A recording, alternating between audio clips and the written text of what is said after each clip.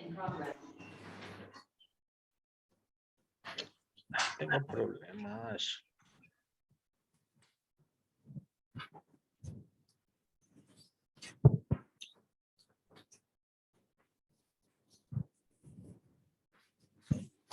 Okay, good afternoon, everyone. We're back at the Blue Point for a hybrid session today. This means a small group face-to-face just in front of me, and a larger number of participants following us remotely, comfortably seated behind their computers. So welcome to everyone. Today is the second session of the module on abuse of dominance. And last week, we had the US perspective with William Bill Kovacic, the former chairman of the FTC, the US Federal Trade Commission. Today, we are back from Washington to Brussels with two very distinguished professors as well, Raphaël de Koning and Jean-François Bellis. Raphaël will start with the economics of Article 102, which are becoming more and more important in this field, as you will learn. Raphaël heads the Brussels office of CRA, Charles River Associates. He's an economist, but he's also a jurist. He studied law and economy at the same time. And prior to joining CRA, Raphaël was a member of DG Comp chief economist team, where he contributed at that time to major competition policy initiatives. Then we will have the pleasure to listen to Jean-François Bellis. Jean-François has an encyclopedic knowledge of EU antitrust law.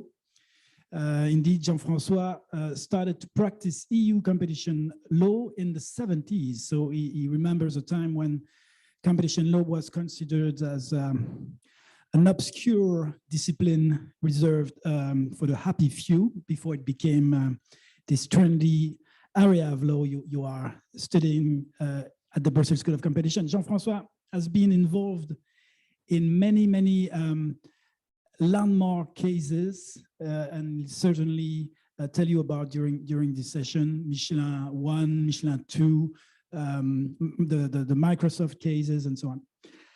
Raphaël and Jean-François, it is a real privilege to have you on board in this program.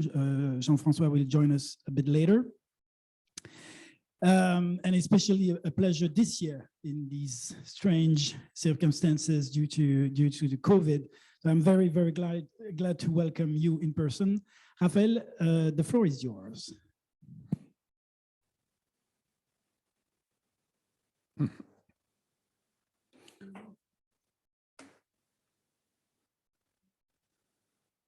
Perfect. Thank you very much, Charles, for the introduction. So yes, I will speak until more or less 3, and then Jean-François Bellis will take the rest of the session today, and I will come back virtually next week to go a bit deeper in some of the questions. So I'll start this session here really by an introduction from an economic perspective to some of the key concept, quite quickly talking about what we mean about dominance, what we mean about abuse. And then I will focus most of this discussion today on how to look at exploitative abuse. And then in the next session, then next week, I'll focus more on exclusionary abuses and a little bit on discriminatory pricing. So that's the program for today. And then, of course, Jean-François will talk about landmark cases in the rest of the program today. And in addition, I'm sure to the one that Charles mentioned, I'm sure he'll talk about Intel too, because he was directly involved in Intel, which of course is a very topical case given the judgment of the General Court last week. All right, so let's start here. what do we mean by dominance? Why do we care about dominance, right? We're looking at abuse of dominance. And what is really important is to think of dominance as a certain filter. So we're thinking about conduct. We're looking at conduct of firms. You have tons of firms in markets. Many of them are not dominant, so we don't care about abuse of dominance. In those cases, we only focus on a subset, those that are deemed to be dominant. So what is this? Well, from an economic perspective, dominance it actually means that a firm has a high degree of market power, right? So what is this? Well, it's the ability for a firm to earn large profits on a durable manner. That's at least a conceptual point of view. Now we know in the economy, many firms do make very significant profits. So many firms have some degree of market power, right? We're not in a world in which you have perfect competition and zero profits. So the threshold, of course, has to be quite high. You have to have a very significant amount of market power to be considered dominant. So how is that looked at? Well, typically competition authorities look at market share thresholds, and 50% is a good indication of dominance. One has to keep in mind, though, that this is just a first indication. When you have market shares above 50%, you tend to have a very strong presumption that the firm would have market power. But it's good to keep in mind the context and the concept of a firm having market power, meaning that it really has strong market power, can dictate prices to some extent, and as a result have quite high profit on a durable basis. And it could be in some instances that you have firms that have large market shares and are not deemed to be dominant. One has to take into account, of course, the type of constraints that are exerted on such firms. Those from the existing competitors, maybe some are small, they're growing fast, they prevent this company, which has large market shares, from exerting market power. One has to think about the expansion and entry of competitors, right? Is that preventing the firm that is considered, which one considers whether it's dominant or not? Does that constrain the firm from charging high prices, the threat of entry by competitors? And of course, that depends on the barriers of entry in the specific markets and whether the threat of entry is indeed some real threat. And countervailing buyer power may also be one of the factors that may constrain somehow the market power of a firm, even if it has relatively high market shares. So yes, so as I said, the idea is that the firm would have a very high or significant level of market power, so high prices, and one has to take into account that it's not because one goes away from perfect competition that one is necessarily in a situation of market power. Most firms in real life don't actually compete as if they were under perfect competition. It's much more complicated than that. I mean, one interesting point that I make on this slide is, of course, that we can think of firm with market power having high prices. In some instances, the market power can have an impact on the costs of the firm. So you could have a firm that is an incumbent that's protected for number of reasons. Some of them may be regulatory, and basically does not face competition. Well, in such instances, firms will typically have higher prices, but they could also be having higher costs just because they are very inefficient, because they don't feel any pressure from competitors, right? So in very specific instances, it could be that a very inefficient firm is still dominant, even if it doesn't have huge profits, just because by being insulated from competition, it doesn't have an incentive to reduce costs, and so its profits may be not as impressive as you would otherwise think. Right, so that's very short introduction on dominance. So then a few words on abuse. What do we mean by abuse of dominance? Well, there are two important criteria to take into account, and the first one is that what the firm is doing must somehow harm the competitive process. That's the first criteria. And the second criteria is, and I mean, it's on further slides, so jumping ahead a bit, but the second criteria is that the conduct of the firm in the end harms consumers. So why are those two criteria important? Well, we can think of a wide range of conduct by a firm that would harm consumers, right? So on the downstream, I mean, the end consumers. That does not necessarily mean that conduct is a conduct that would be reviewed under abuse of dominance in competition, a competition standard. It must also be the case, the first criteria I was mentioning, that this conduct harms competition in the market. And so if we want to think of an example, if you have a firm that, you know, decides to pollute and dump some waste in the river, of course, that's bad generally, but at least as a first effect, it's not an effect on competition and harming consumers via hindering the competitive process. So that wouldn't be something that we see here. Okay, now I have this very simple graph, which is basically econ 101, but still think it's useful. So you have here supply and demand. You'll see that you have two situations that are depicted in this figure. One is a monopoly situation, so that's the QM/PM. So you have the quantity that you would have under monopoly and the price that you would have under monopoly. And we can compare that to a perfect competition situation where you would have a quantity of Q star and a price of C, right? Where you have the price equals the marginal cost. So why am I showing this picture? I think it's because it's actually quite useful to keep in mind when we think about what we want to do with competition law when intervening towards dominant firms. So why is that? Well, if you compare the monopoly situation, you see, of course, prices are higher, right? PM higher than C. Quantity is smaller, right? QM is smaller than Q star.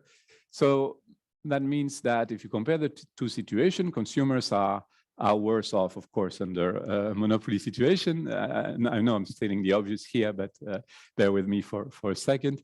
But why is that? Well, you can see on the graph, you have that weight loss associated with the higher price and lower quantities under monopoly. So that's a triangle C. Plus, you have the surplus that is transferred from consumers, which is the rectangle B, to the firm.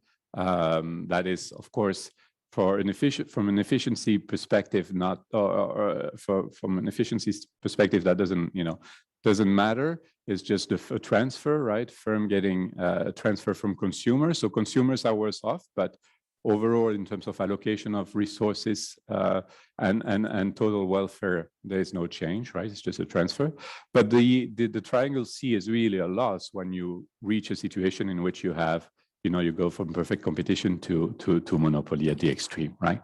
So you have those two effects. So you may think when you first see that okay, so that means I don't like monopolies. I prefer perfect competition, and then I will decide that if a firm charges the monopoly price, then this is an abuse, and they shouldn't be doing that. Right? Because in the end, it's much better to have the perfect competition result. Everybody, the overall total welfare increases, and consumer welfare in particular increases. So what would be wrong or incomplete with that statement? if anybody wants to.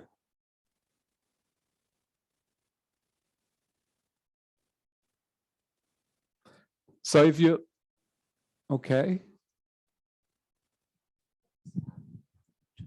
Sort of a natural result of that market. And so you wouldn't want to necessarily interfere unless obviously you had all the criteria. Right, right. And the point on natural monopolies is, of course, this is typically the type of market that you would want to regulate. But I think the point is really, and that's right. But I think where I was, really getting at is the distinction between ex post and ex ante assessment. So the point is that, of course, we're much better off with lower prices and something that looks more like perfect competition. But then you need to make sure that firms invest to get into a market. And if you take away somehow the profits that they can make, then they're unlikely to come and invest in the market, right? So the investment that firms can make act, as a reward and as an incentive to invest in the first place. So if you were to impose to have, the prices being those of perfect competition, well, you wouldn't have that, most likely, that market at all, because the firms, wouldn't come. So that's an important point, that at least when we think about, okay, what is the impact of intervening on competition ground to decrease prices, one has to be extremely careful, because that's not the primary job of a competition authority, first to regulate prices, but most importantly, if they do so, that will have an impact on investment of firms. So you want firms to be generally rewarded for investing, right?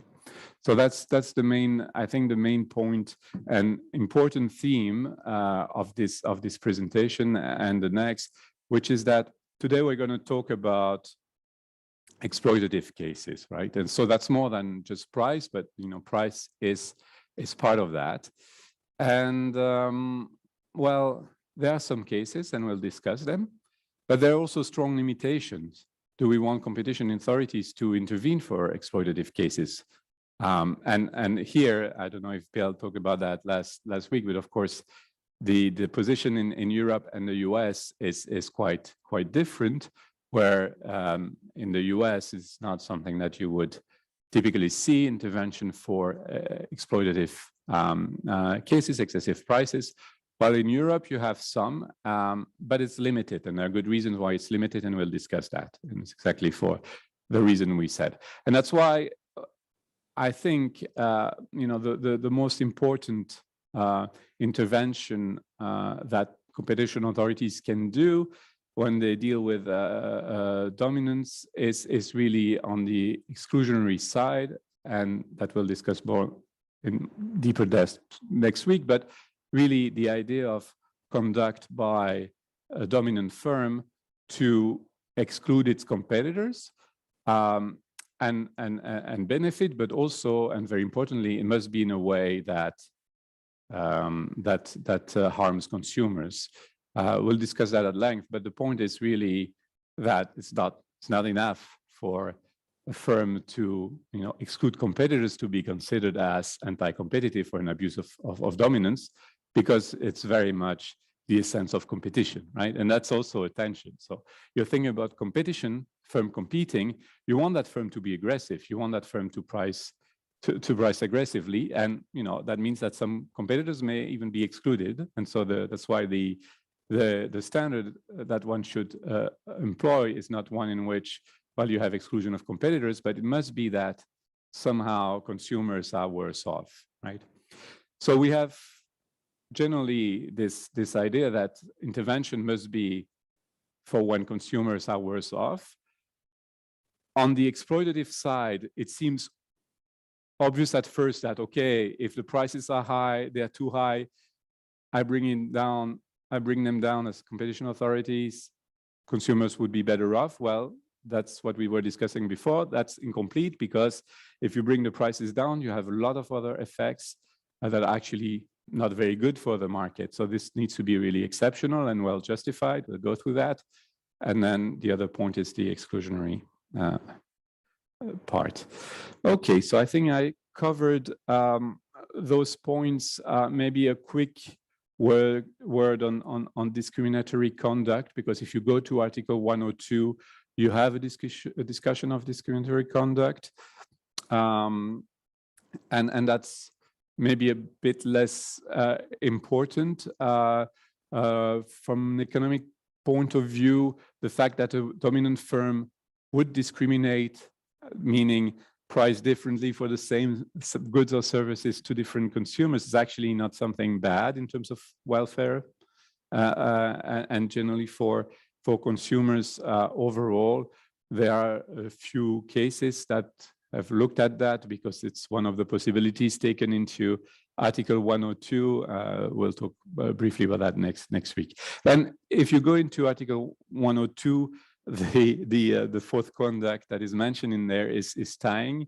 And it's a bit unfortunate that it's mentioned in 102 at the same level as the other conducts, because tying is really a form.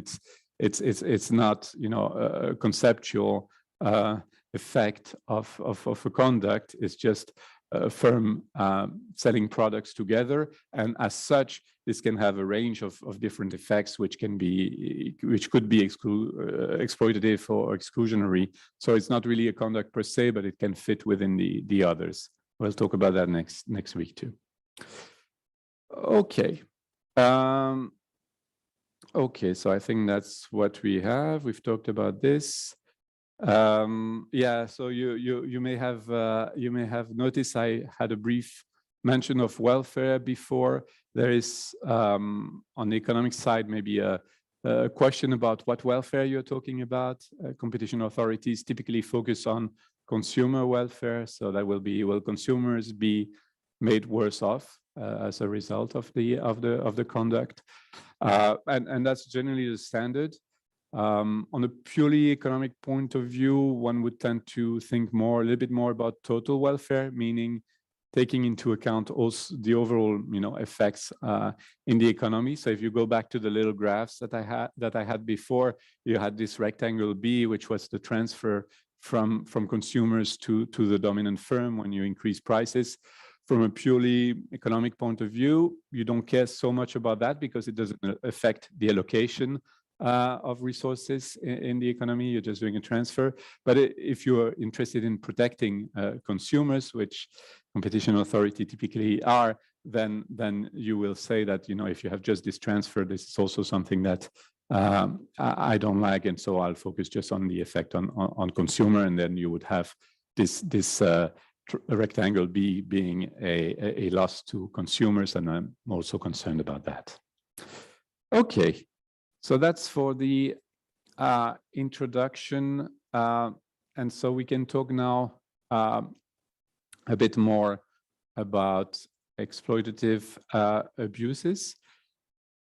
So that's mentioned, of course, in Article 102, imposing unfair purchase or selling prices. Of course, it's very general. What does this mean? And to really know how we should think about that, there are two sources. There are a few cases, and then there's economics. So we need to, we discussed this graph already. So I think that should be quite clear that, of course, everybody prefers lower prices, but if you impose lower prices as a competition authority, first you're likely to do that quite wrong because you don't have very good information to do that. It's always a bit of a nightmare, right? Of course, you have specific industries where you have specialized regulators that for a reason or another have to intervene, and then, of course, have quite a lot of knowledge of the specific industries in which they are intervening. Competition authorities are generalists, so that's not the type of knowledge that they would typically really have. Actually, and that's an aside, it's quite nice that competition authorities are generalists because you have quite a lot of evidence that having generalist authorities make them less susceptible to capture and make them more independent. There's quite a lot of evidence in the past of specific regulatory body that are very close to the firms that they are regulating, and then they may be seen as less independent. But okay, that's just an aside. So we have discussed this graph, so I don't need to go about that. So the key case, of course, which dates back to the 70s, which is the landmark case, is United Brands in excessive prices. So that is, of course, an old case which related to the sale of bananas, right? And the Chiquita bananas in the EU, which of course was much smaller at the time, and the Commission had an investigation and actually was a bit bothered that you had quite high prices in a number of countries, Belgium, Germany, etc., and quite low prices in some other countries, in particular Ireland, which at the time was not as well off as nowadays. And so the Commission said, well, you know, those prices that you charge in Germany or Belgium, that's just too much. And I know that's too much because I see, I'm not looking at your costs. I don't know your costs, but I see you're selling those same products much cheaper in other countries. So stop doing that and have a cheap price everywhere instead of charging much more in some countries. So that's to make it simple. Then there was an appeal, and the court actually annulled the decision from the Commission on the ground that the Commission was wrong not to consider the costs that the firms have to determine whether a price is excessive, right? So it's a landmark decision, but it's not a landmark decision telling you necessarily what to do to really find an excessive price, but really telling you, well, Commission, you were not right to find an excessive price in that case because you didn't do that and that, right? So it's extremely useful standard, but it's not one in which the court said, yes, Commission, you're right. You found that there was an excessive price for that and that reason. But it's still the standard that is applied today is a bit of a difficult standard to apply, because now if you look at cost, right, okay, before I go there, why was it, I'll go there in a second, but maybe why was the reasoning of the Commission wrong? And I think it's interesting, right? The reason why the Commission's reasoning was wrong of comparing the price in different countries is that when you have a firm that sells in different countries, it has a number of fixed costs. It doesn't have only variable costs, and some of those costs are common to a range of to its operations, and so the firm has to decide how it allocates those costs across its operations, and it actually makes sense for generally for a firm to allocate more of the common cost to the customers that are less price sensitive. So it's just basic economics. So you have a lower elasticity of demand for certain customers. You want to charge them more, and you want to charge less your customers that have that are more price elastic. That's not bad, even for consumers overall, because that means that somehow you expand the pie. Because there are consumers that are very happy to pay more, then they'll pay more. And consumers that don't really want to pay too much, then you charge them less. That means that they still buy and they still get value from that. While if you had just a price in the middle, you would sell less, so you would create less value overall. But anyway, so the Commission's assessment of not looking at cost was wrong, was not enough, and so the case was annulled. And so now, of course, competition authorities look at costs, but it's still not the end of the story, because it's difficult, right? So you have a complaint, or you see that prices are very high in area, and you say, okay, is that excessive? Fine, I'll look at cost. And then I see, oh, yes, okay, margins are quite high for that firm, right? Is that an abuse? Yeah, yes or no? How do you determine whether it's an abuse or not?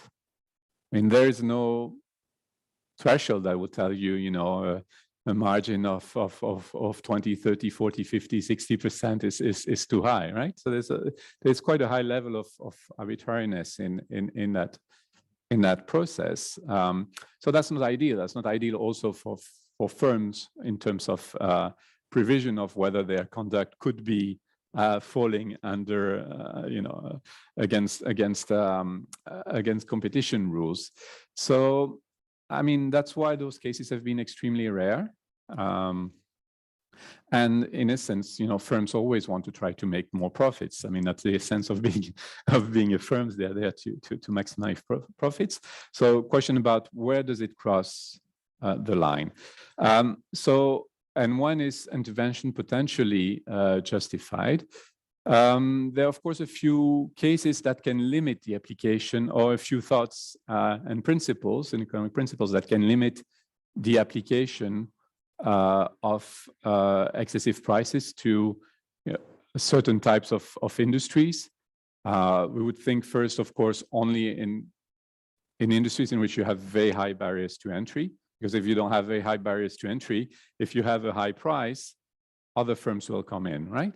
And that's actually one of the important roles of prices in a market economy, is to give a signal about how resources are allocated, what activities are more valuable to society as a whole. Because if you see higher prices, then you think, well, this is where more activity is needed. Of course, if you have, for some reason, very high barrier to entry, and you don't see that happening, and for a very long time, then there must be some mechanism preventing this. And it's only in those cases that it may be worth for starting looking at, right? So that's one of the point to think about. Another important limiting principle is really to think about, well, wait a minute, we have a dominant firm charging high prices. Well, how did the firm get this dominance? Why is that important? It's because often a firm is dominant because it has invested a lot of money, developed new products, very good products. It's some innovation, came out with new things that are very much valued. And of course, they don't have many competitors because competitors didn't do that. But we still want to, in those circumstances, to allow those firms to reap high rewards for their innovation and investments. So that's another important limiting principle, and that's why cases have been limited. You can think maybe potentially in regulated industries where you have former state monopolies that have their current position because they were protected in the past, and so intervention would not per se decrease further investment, right? So the idea of the impact of the intervention for exploitative abuse on future investment is quite important, and that's another reason to limit these type of cases very, very much. Okay, so that's the general point that I think I explained in the following slides. So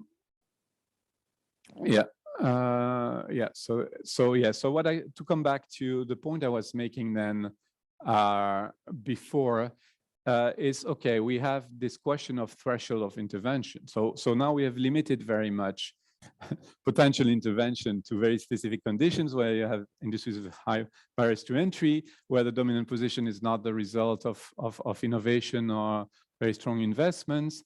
But then, when do you intervene? Well, of course, you need to have very high prices, but when do you know where too much is really too much, right? We'll see that in a moment, looking at concrete cases, but the best way to do it is, of course, to use comparisons to potentially similar situations if you have decent benchmarks. Of course, those do not always exist, but taking benchmarks and is a first step, because you can see by looking at other firms if there is something that's really out of line that would justify intervention in a particular case at hand. It's probably the best way to do it. It's not always the way that has been used by competition authorities, but then they've gotten in trouble when they didn't do that. So we'll talk about that in a second. Okay. So cases. Well, there are quite a few cases. I mean, quite a few. Everything is relative because exploitative conduct is still a relatively rare intervention. But a case or an area in which we see some of those cases in Europe are in the pharmaceutical industry. Especially in the UK, the CMA has been running a few cases lately.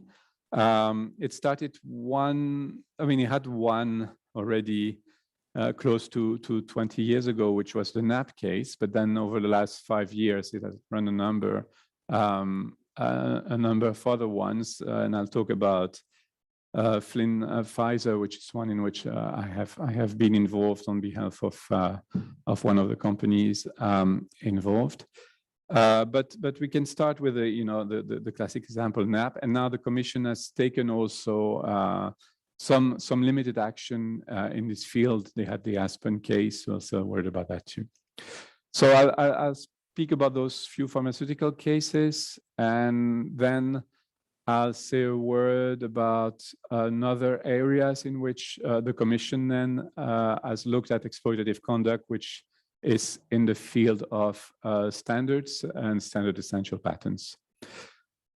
Okay, so the NAP case. So that was a case about, sustained release morphine product, right? Which had the specificity of being used first in a hospital setting, and then in a second stage, the patients would get them in pharmacies, right?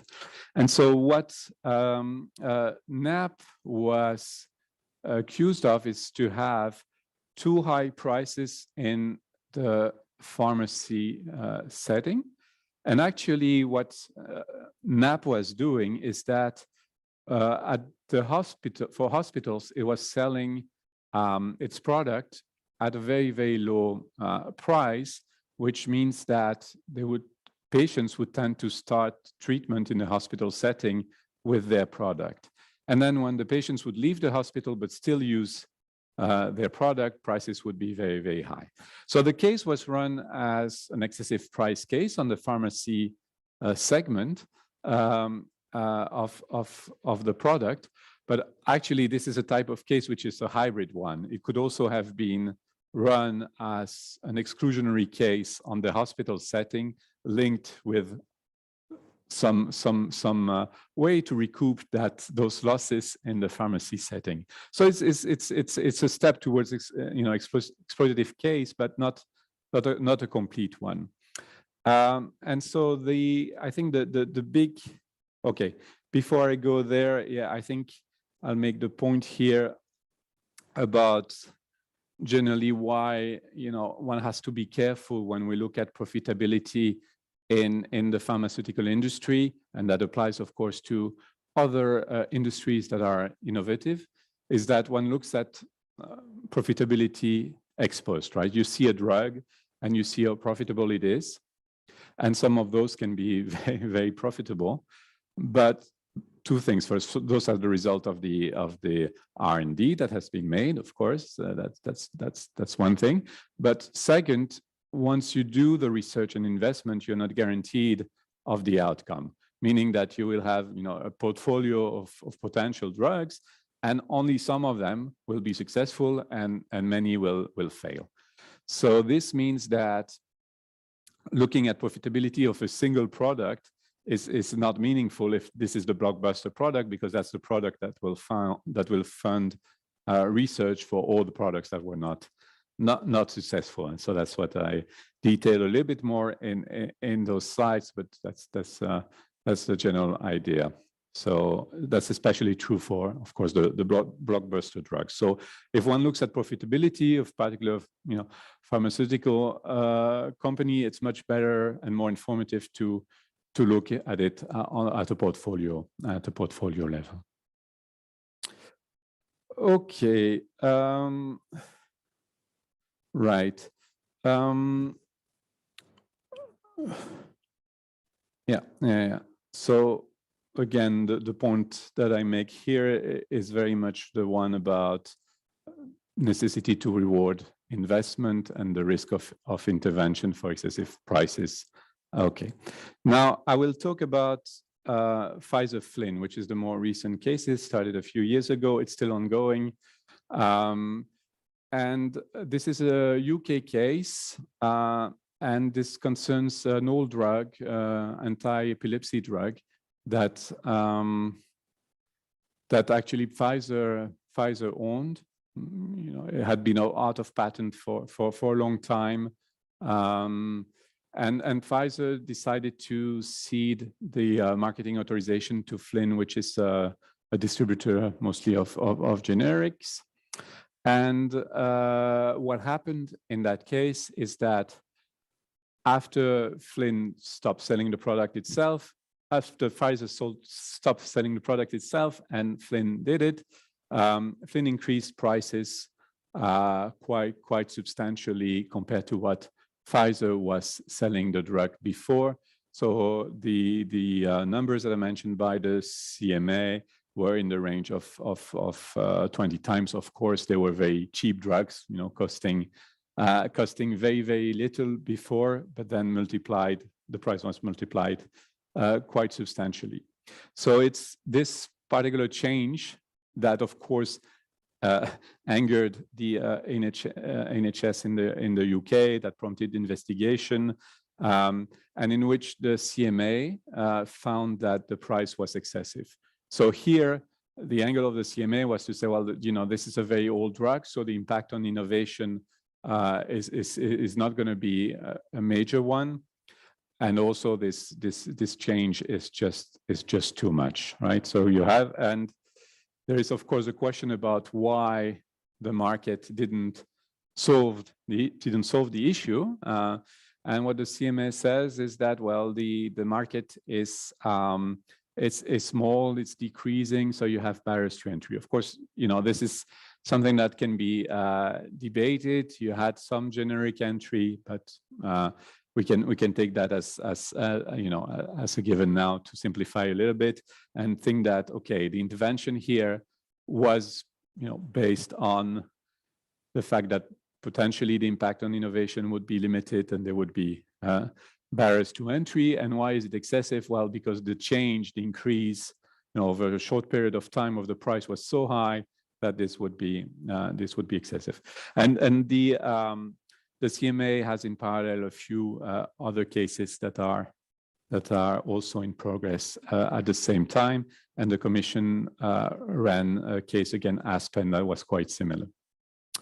So, okay, what am I going to say here? I mean, it's a bit more context, but nothing really essential. I think what I will talk about is briefly where did the case go? Well, the CMA took its decision, then the case went in front of the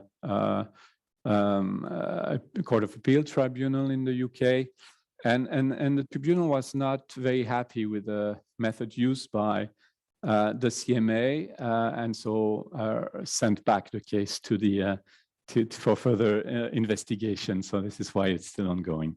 So the reason why the court didn't like how the CMA found that prices were excessive is that the CMA looked at the profitability of the drug for Flynn and put a certain threshold. So it said it applied the United Brand test, right? It looked at costs, And what the CMA said is, okay, a return on sales, so roughly, not exactly, but roughly margin, over 6% is too much, and they're well above that. So they took a certain arbitrary threshold to, as a first step at least, to determine that prices were excessive.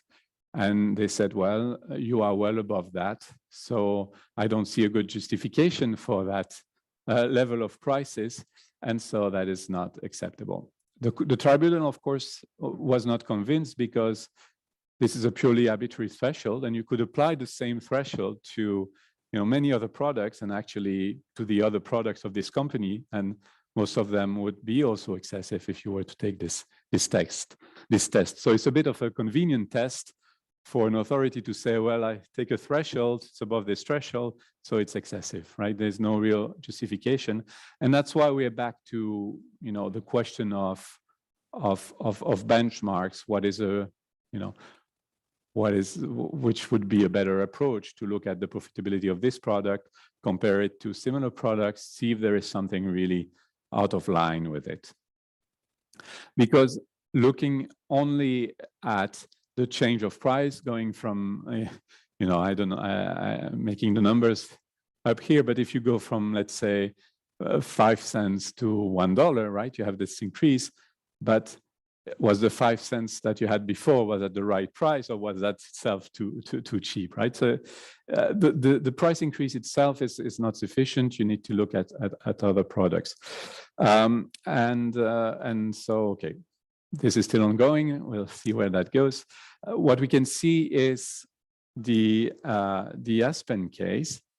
The Aspen case, which also ran and which was solved with commitments, but in which the Commission looked at a situation that was not very dissimilar, also a very high price hike of an older drug. And there, the Commission looked at a portfolio of comparable drugs, look at the median profitability of those drugs, so that the one of Aspen was significantly above the median in its sample. The Commission was very careful to acknowledge that it's not because it's above the median that it's a problem, because otherwise half of your sample of comparators would be excessive. It really needs to be something out of line. And I think, it makes sense to think about intervention for exploitative conduct as something really extraordinary, where you wouldn't affect investment in a negative way and innovation, where you have very strong barriers to entry so that the market cannot self-correct. And when you compare that to other comparable situations, the profitability is really, really out of line. So that's why those cases have to be very rare, but of course they do exist, and in some instances can be used. So that's on the pharma side. Maybe a quick word on the US approach to this, because you may have seen in the press, you had a lot of headlines about Martin Shkreli in the US, which is this guy who just bought all drugs specifically to increase their prices, and he was first tried for securities fraud for very different reasons, but in the end, it's a bit more aggressive, but very much the strategy of someone who just increasing the price of drugs in very very staggering ways. Well, in the US, you don't have in principle intervention that is possible just for prices that would be too high, at least under antitrust. So there's nonetheless a case that has been brought against him. You just need to be a bit more creative in this environment where you have more constrained who cannot intervene for exploitative conduct. The approach there was to look at the behavior that his company used to prevent the entry of generics. So because of course this guy Martin Shkreli was increasing the price enormously. They were all drugs, so they were not protected by patent anymore. So what you would expect normally is that, oh, okay, so that becomes profitable. You see entry of other generic companies. That's the normal process. But so basically what he did was to make this entry more difficult for the generic company by not providing them with samples of his drug, right? So there is going to the same effect, intervention for, conduct that was really unacceptable, but not under excessive price, but under an exclusionary price. But in the end, it's, it's the same mechanism, because in normal conditions, when you have high prices, you would expect the market to self-correct, and that's a good process. That's why you have prices in general. But here, there was a good cause for intervention. Okay, so I'll pause there on the pharma cases, unless there are specific questions on the pharma part. Okay, then another field in which there have been a few cases for exploitative abuses is in the standard essential patent setting. So what is this? Well, there are standards that are adopted to allow firms to adopt, technologies that would work well with each other. And typically in the mobile industry, you have a lot of standards, because you have collaboration, with a wide range of players and innovators that need to be somehow coordinated to get a technology that works well. And so you have standard setting organizations, which are bodies in which both the owners of technologies and the implementers who will use this technology and also create some products of their own will come discuss which technologies to adopt, which standards to adopt. And that's what we see in standard setting organization, which is all a very complex setting. So I'll just want to give the highlights so we can think about excessive and potential exploitative conduct. So you have here those players that will somehow agree on which technology to use. And so since the pieces of the technologies that will be used in the standard are owned by and have been developed by a number of players, those players have somehow to agree to license that technology to the different users down the line that will adopt it. And that means that if a company has a technology that is essential for the standard and takes part to this standard setting organization, it will typically make a commitment to license the technology on fair, reasonable, and non-discriminatory terms as its friend, so that they know that once a standard is adopted, well, the implementers won't be prevented from using the standard, even if they don't own the technology. They'll have to pay royalties, of course, for the use of technologies that are part of the standard, but the license owners commit to license them at fair terms. So that's the commitment that is made in the standard setting organization.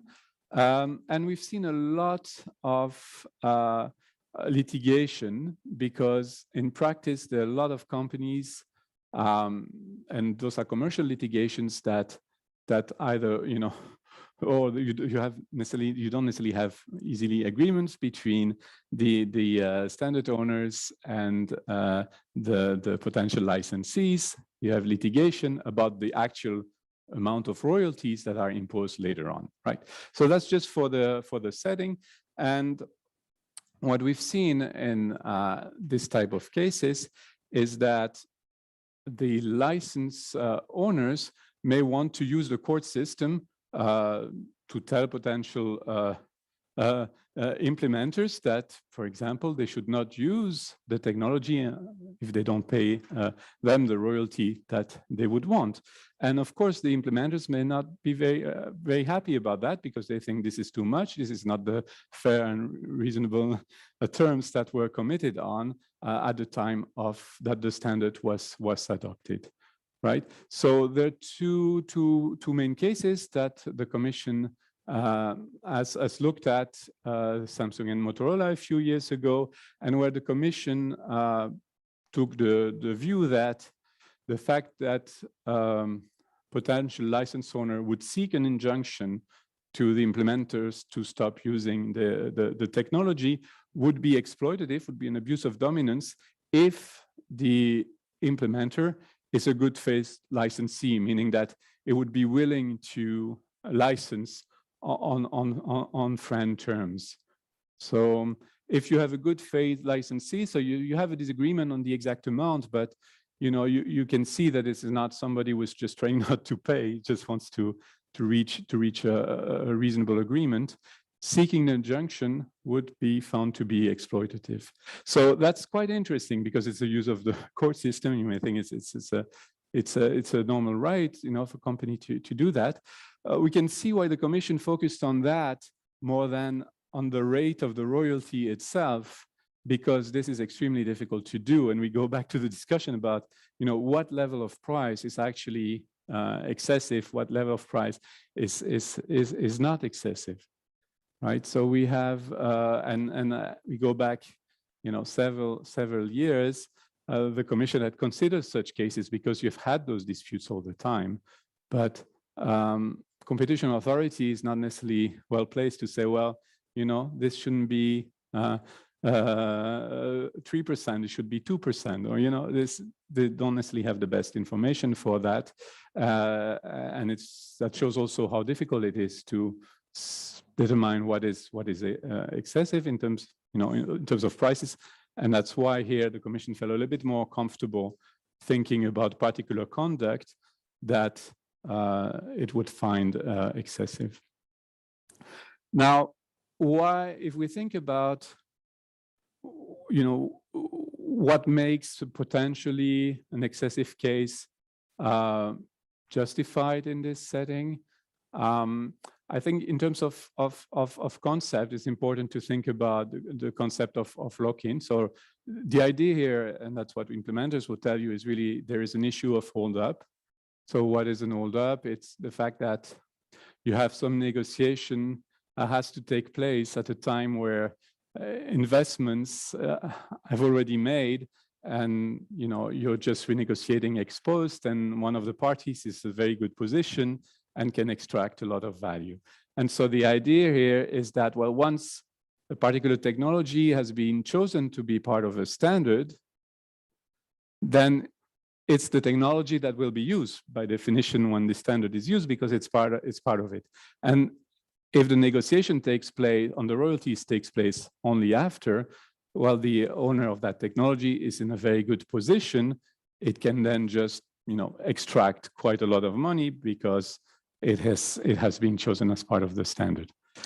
And so the idea here is that the additional market power that comes from just being chosen as part of the standard, extracting that value would be exploitative, because it shouldn't come only to that party. This value shouldn't be extracted only by that player. Of course, the value of having come up with the technology itself should be reflected in the royalties. So that's the idea. And I think more generally, what this means is that the element of potential lock-in is one to also take into account when you think about more generally about exploitative conduct. And there is a literature in economics, of course, about hold-ups, right?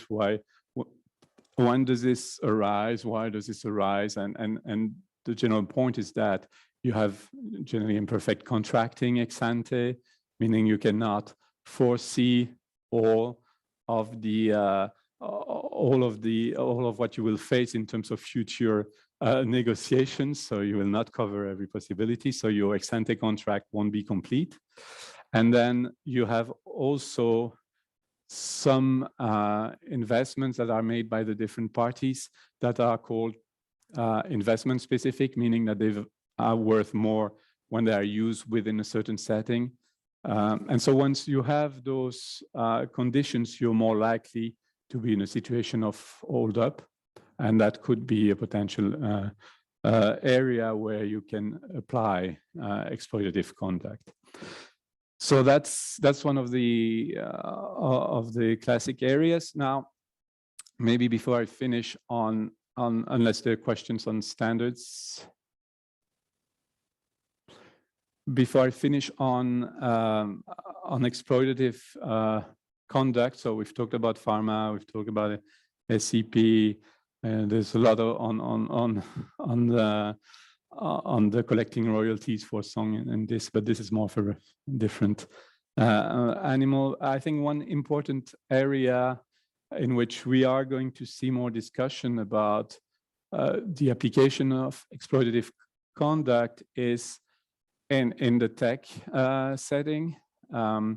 And it's, of course, a very delicate matter. But as you know, there are a lot of investigation, a lot of complaints against platform, you have regulation, and et cetera, et cetera. And so because of those, you have a lot of actions that are being considered, many under exclusionary settings, but also some under exploitative setting. So I will just give a quick example. I don't have slides for this, and I will of course say only public stuff because I have been working for Apple in that setting. But in the Netherlands, as is publicly known, there has been a case by the Dutch competition authority that has investigated Apple with respect to the App Store. So you all know, of course, the App Store, and the App Store, Apple charges a commission to certain developers on the sales that they make on the App Store. So there has been a complaint by dating app providers in the Netherlands, the Tinder, Match Group, etc. That said that the conduct of Apple was exploitative, that they were just charging, too much. And what was Apple doing? Well, Apple has this 30% commission on the sale of digital content on the App Store.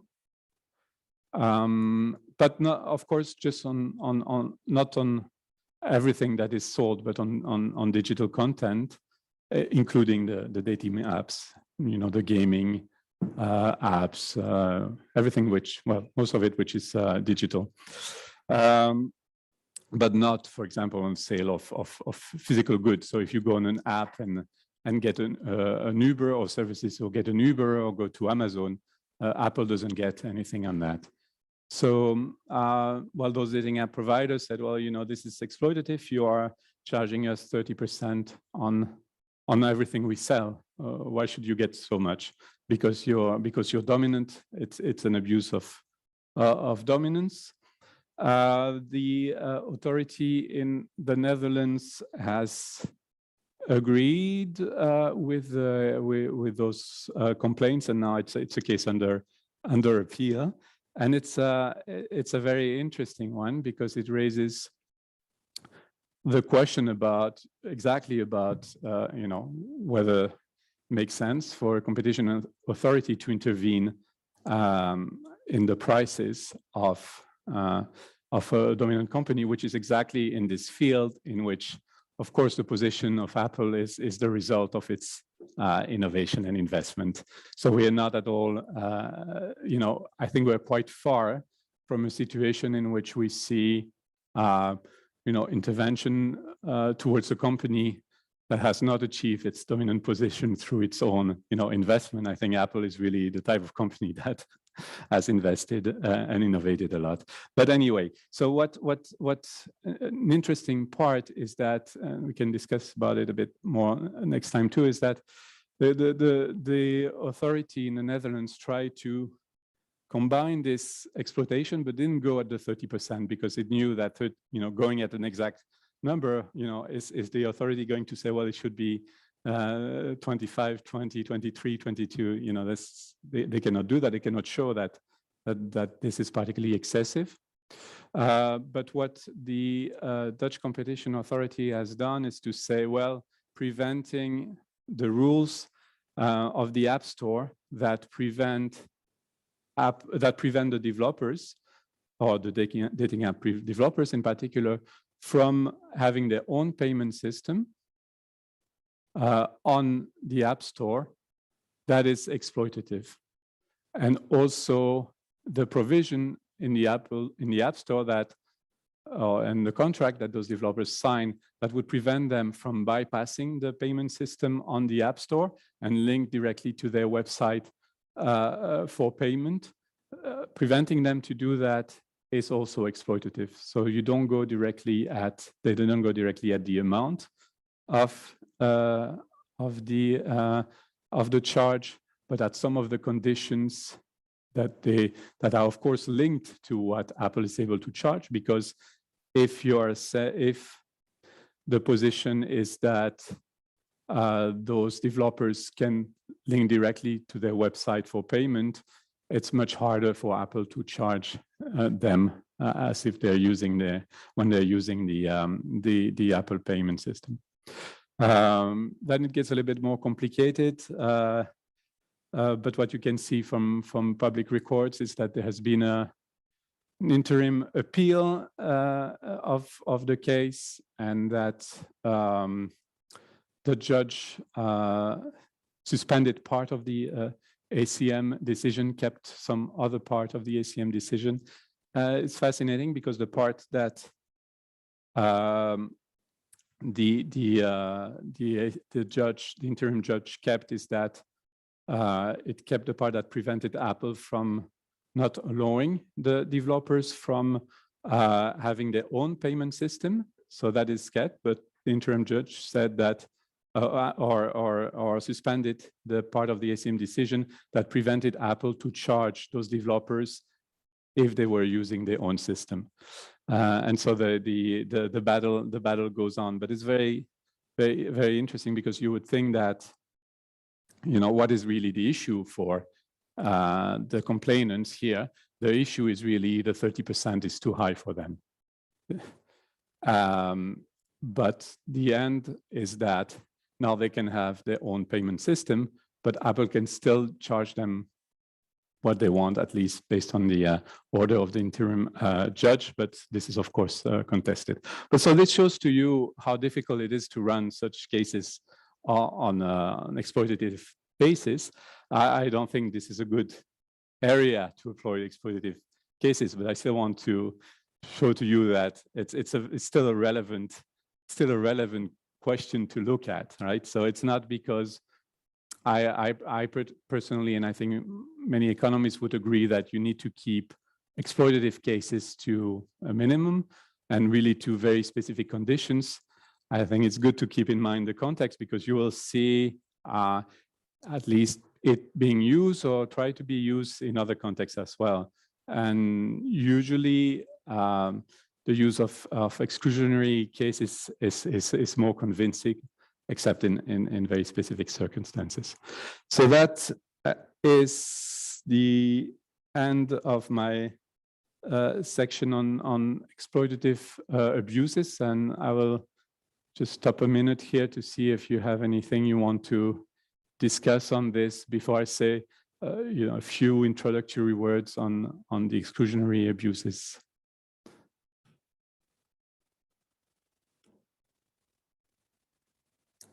Okay. Okay, so I mean, this will be mostly an introduction. Can I just ask a question? Sorry, here online is Beatrice. I was just wondering if in all these cases that you mentioned involving the exploitative conduct, not the case in Apple that you already explained it, but if in these cases the authorities discussed in any extent the prices itself, or they just like suggested or compared levels of prices of what a product cost and what it started to cost afterwards. I mean, they cannot suggest a value, but Could they do anything else, or have they done any suggestions on how to deal with it? Are you referring to a case in particular, or generally to the different cases? No, like in general, to know if an authority could like suggest something, a target price or a good price, or just suggest like if you go this way or that way, it's good or it's not good, you know. Yeah, I think we really have to be careful about, ex ante intervention, right? So, I mean, of course, at the end of the investigation, there could be some slight indication, of course, of what the competition authority has in mind, but they are always extremely careful because they're really not well placed to say, where they want to, what would be acceptable. So, very interesting question. So, okay, so if we think about the cases I talked about just now, if you look at the pharmaceutical cases where you had those, huge price increases, the position there of the authorities would be generally to go back to something that was, the situation before, of course, allowing for some adjustments or inflation or whatever. And I was very, very, very clear, for example, in the Aspen decision, which is commitment decision. Of course, it's easier for an authority if they reach an agreement with the firm that this is what they want to do. We can also think about something I didn't talk about, which are the payment card system, in which you have had endless discussions between the payment card providers and the competition authorities on what should be the right amount. But I think generally this is something that would be best avoided, because if the intervention of a competition authority is to fix prices, then they're essentially a regulator. And the difficulty with that is, well, not only they don't have the best information to do it, but they have to do it on a continuous basis, because then you have to prices would evolve for a variety of reasons. The prices are not static, meaning that you need to continuously monitor a market and ensure that prices are whatever you think they would be, which probably you didn't really know very well to start with. So that's that's why they usually try not to do that. But you could see sometimes some indications of the authorities of what they would consider potentially as desirable, but without generally strong commitments either, so that they can keep the possibility of intervening open. And maybe one additional point that I didn't make in the App Store case is, one thing that really bothered the competition authorities there is that a lot of the revenues on the App Store were coming from a minority of developers. So the mostly it's gaming, but anyway, they were focusing on dating apps, their investigation. So there is also a question about discrimination, and whether you can see discrimination as exploitative, which is essentially the position that the Dutch Competition Authority was taking, but which I think is not a good one. And we'll talk about discrimination next week, where we see it more as a problematic, if it's linked to exclusion. Okay, so that was so I'll just say a few introductory words on exclusionary abuses, because that will be the main topic next week. And you have very lucky in a few minutes to have Professor Bellis, who will talk to you, including, I'm sure, about the Intel case, where you will have all the latest developments on this. So just as a way of introduction, maybe I just go back a bit in time, thinking about the guidance paper of the Commission. And of course, there can be a lot of discussion about what status to give to this guidance paper. So here, I'm going to talk about it just on the substance, from a substance point of view. that's the guidance that was, of course, given by the European Commission in 2009 on what would be its priorities, focusing on Article 102. So without talking about its legal or practical force, let's try to think about what it explains and the substance, because on substance, it provides a framework for thinking about what is exclusionary. And so the approach that is taken there is one in which exclusionary or conduct by a dominant firm would be considered exclusionary and anti-competitive if it leads to anti-competitive foreclosure, which is exclusion of competitors in a way that harms consumers. And that's always something that's good to keep in mind when thinking about an abuse. We are thinking about particular conduct that, sure, harms competitors, but it's problematic if also consumers are harmed. And there's, of course, a difficulty there because low prices are generally good. So what harms competitors is often good for consumers. And then to have low prices or aggressive prices being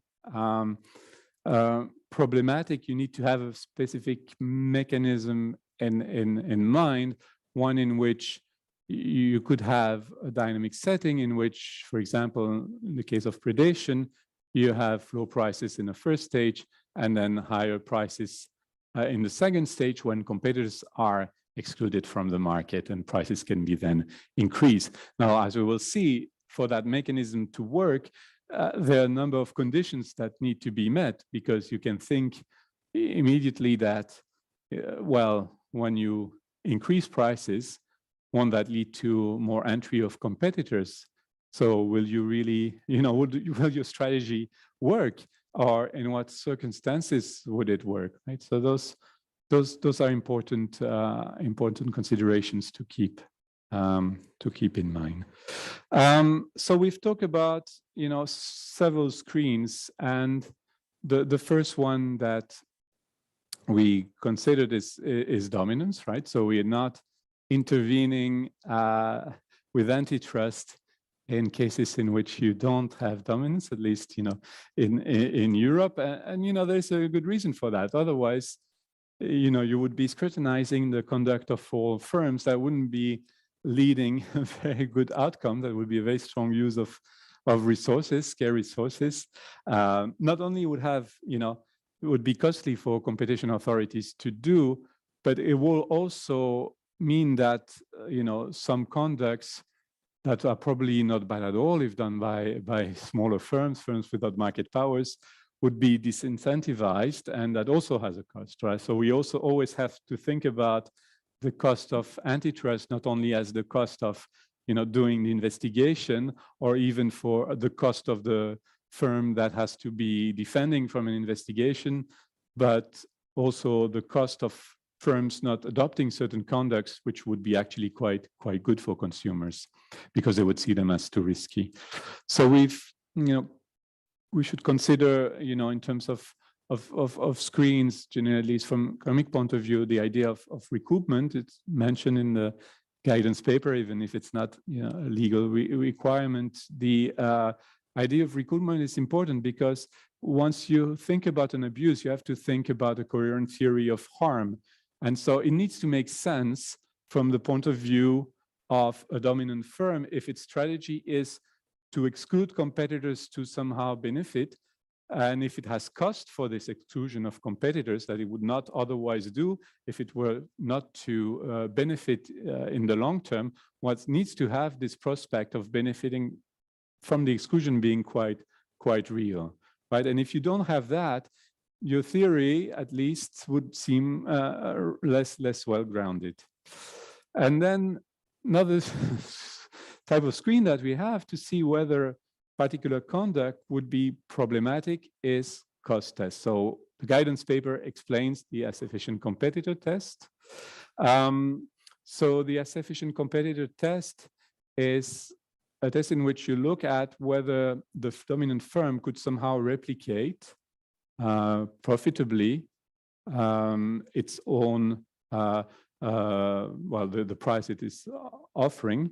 And if the firm itself, in a way, is not profitable for the specific conduct that is looked at, then it, at first sight, it looks quite suspicious, right? Because why would a firm, you know, for example, give very, very strong rebates or discounts, very low prices, if it's losing money, right? So it's not a natural thing to do for a profit maximizing firm, at least at first instance. And so that is, in that context, those type of tests can be quite useful.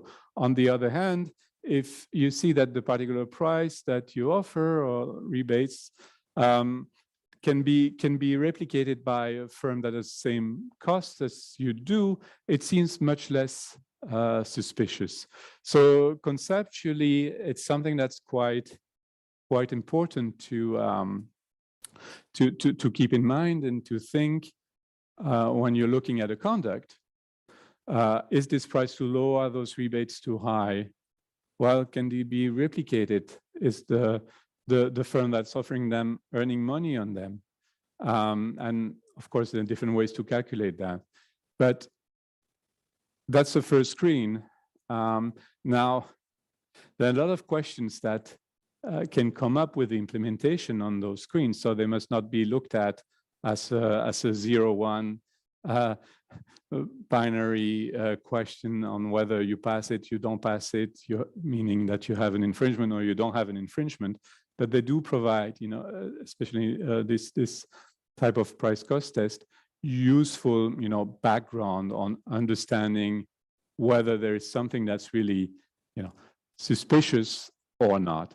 Well, so there are many situations in which, you know, even a dominant firm could price and have a good reason to price lower than its cost. But the default is that, well, that's not normally what you would expect. So you would want to understand what's going on, why that is. You know, is it because we're looking at it exposed? At ex ante, the firm was expecting to have more, to have more profits, but its costs increase, and in the end, when you look at the profitability, it's not so good. You know, was there some dynamic element that it was learning was relatively small and gaining customers at first? You know, there can be a lot of reasons, but at the same time, you can also have a firm that prices and covers its costs, but still manages to exclude some competitors that are important for the competitive process. So this has to be looked at very carefully. And one of the, I mean, this test, and we'll discuss that, I think, in the next session, going through all the different cost definition, but really the key cost elements are, you know, variable cost and total cost, if we want to simplify, or the incremental cost and long run average incremental cost as the benchmark. So those are concepts that are very close. So your variable cost is, of course, your cost that varies per unit. You would not normally expect a dominant firm to price below your variable cost because then it loses money. Now, as long then if the firm prices above its total cost, average total cost, then its earning, of course, has positive profits. But if it is in between, and that is what I would have here, if it's in between the average total cost and the average variable cost, it's still on every additional sales making a positive profit. So there is nothing inherently suspicious as long as you are, from an economic point of view, as long as you're at least covering your variable cost or your average avoidable cost. The difference are the fixed costs that are product specific, small distinction, but not very important. In the long run, average incremental cost, the difference with the average total cost is that the common cost, if a firm has several products, are not taken into account in the long run average incremental cost. So this is the test that is explained in the guidance paper. We'll discuss, how it is applied to the different types of conducts, of course, predation, rebate, exclusivity, and so on, bundling.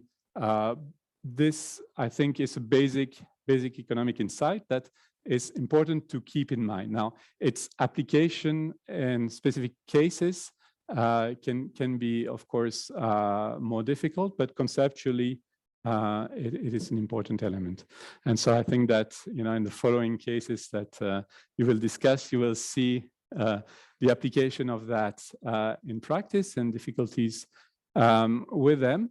And then in the next session, next week when I come back, I'll go through the rest of my slides, so cover how you apply this and more generally economic thinking to the different types of exclusionary conducts that are foreseen in the guidance paper, and talk a little bit about discriminatory prices and the economics of discrimination.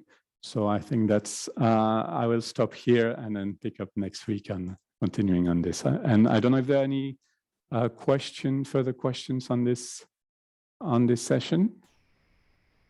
Professor?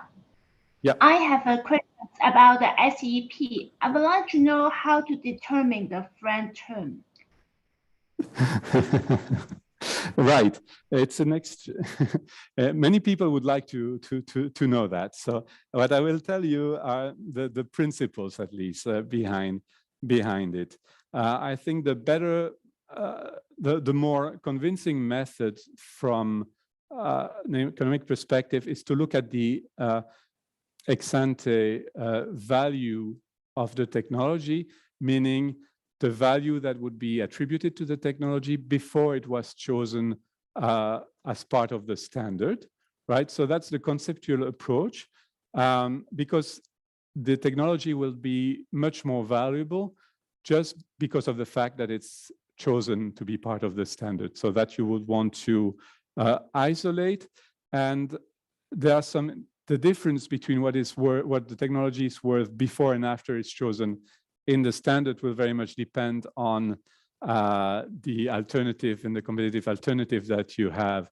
Because if a technology is very unique and doesn't have a really alternative, is the only one that could have been chosen to be in the standard, its value won't really change as a fact of being chosen for the standard.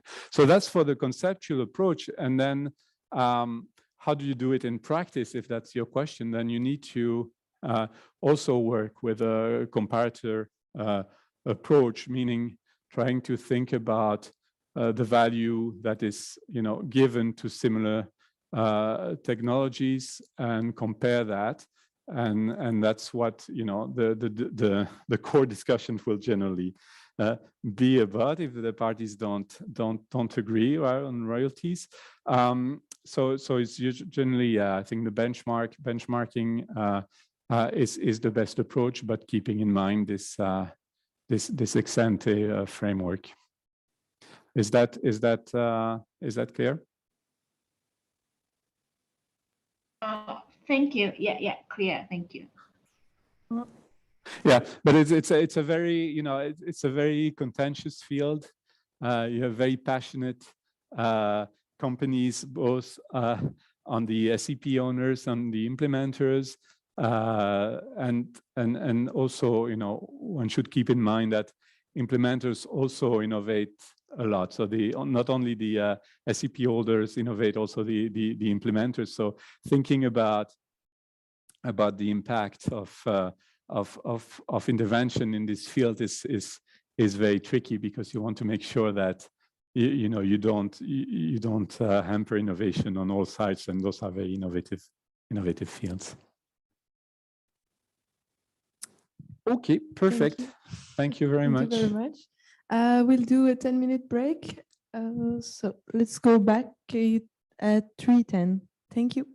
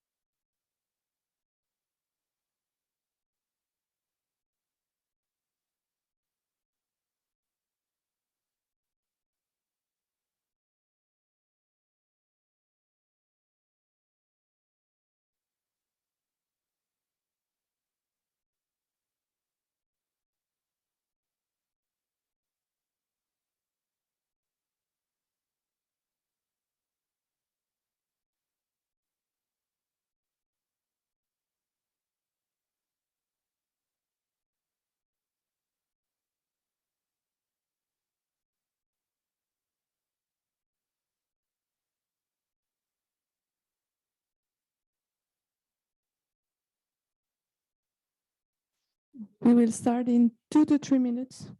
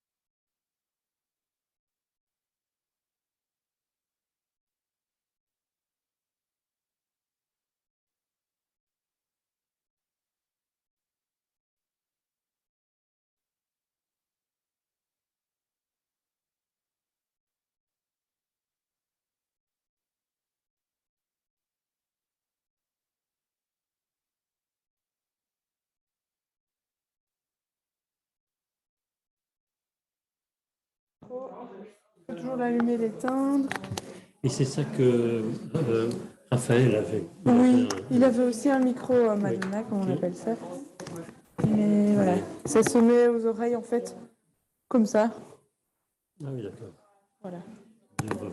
Oui, tester. Donc on le met quoi, comme sur le dessus de la tête. Ainsi.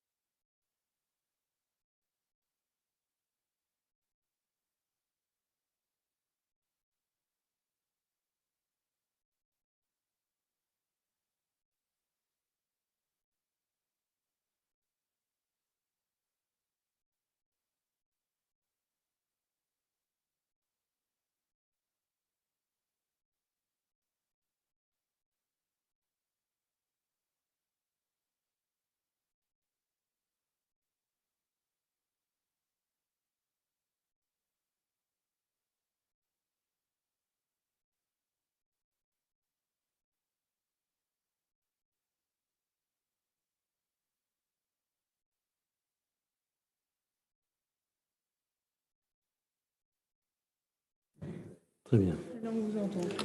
Parfait. Vous me dites quand on commence. Oui.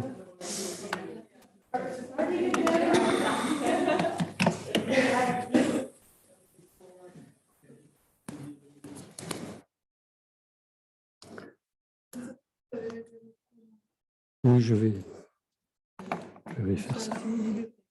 Voilà. Ok, très bien. Well, good afternoon. Let's start the legal session. Probably some of the things that I will cover, you will already have heard from Raphael, and maybe you will hear again from him next week. If you have questions, also don't hesitate to ask. So I guess the reason why the organizers of this program asked me to make presentations on abuse of dominance is that I just happened to attract those abusers as a lawyer. My first case as a very, very young lawyer was United Brands. Well, I hope it's not my last one, but one of my most recent cases is a case in which I finally got what I'd been waiting for 40 years, namely an annulment by the EU courts of an abuse of dominance decision of the Commission, the Intel case in which I represent an association tech companies supporting Intel, and so I was involved for 12 years, more than 12 years, in the various court proceedings in the Intel case, the General Court, Court of Justice, and then General Court again, with this very interesting judgment that I will discuss, which was issued Wednesday of last week. So I told Valérie that the timing of this session could not be more perfect, and so there is a slide about that case in your program of this afternoon. So United Brands was the first, Intel one of the most recent ones, and in between I was involved in other cases that we will discuss, like the two Michelin cases, Microsoft, and well, a few others. So what I will cover today is, well, are some basic concepts, but which are important to bear in mind, some practices, and again, since there is another legal presentation in this program on abuse of dominance, I was told by the organizers that it would be useful for the students if I were to cover subjects in which I was personally involved as a lawyer, because I can enrich the discussion of those topics with anecdotes, which I hope will make these cases more lively. So starting with the basic of the basics, the concept of abuse of dominance, I think it's important to go back in the past, but very briefly, and to gather some experience and knowledge about, well, how this concept has evolved. And one thing which, having practiced this field since 1975, one thing which has really struck me is how the concepts of abuse and dominance have changed over time, and the way they are applied today bears no resemblance to, I think, what they were meant to be when the treaty was drafted, and how they were conceived initially. And this, I mean, confirms one basic feature of EU law: its extremely flexible nature. This is a law which can be adjusted by administrative practice, judicial interpretation in so many different ways. In fact, it's a law which gives a lot of power to those who enforce it. And so when I teach my course on competition law at the University of Brussels, some of my students eventually become enforcers. I always warn them to treat this matter with great care. It's a very dangerous field. It's a law which gives a lot of power to those who enforce it. So it must be treated very carefully. Now, abuse of dominance, initially, the abuse was conceived as a set of predatory, as a set of exploitative practices. So initially, the concept of abuse was meant to be exploitative abuse. And you can see this from the list of examples of abuse in Article 102.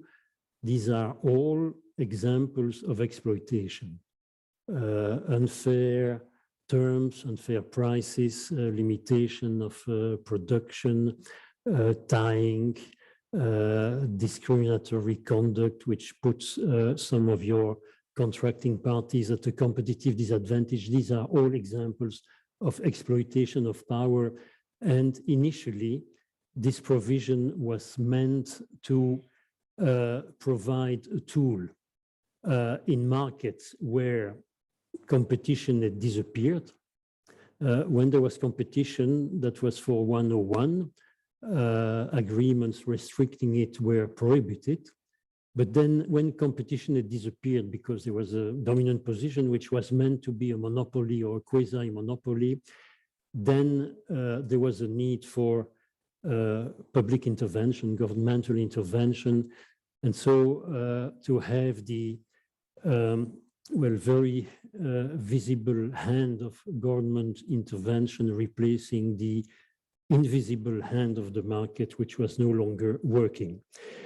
And so when you read some of the old treatises on this subject, for example, René Joliet, 1970, he stresses that in Europe, the focus is on exploitation of market power.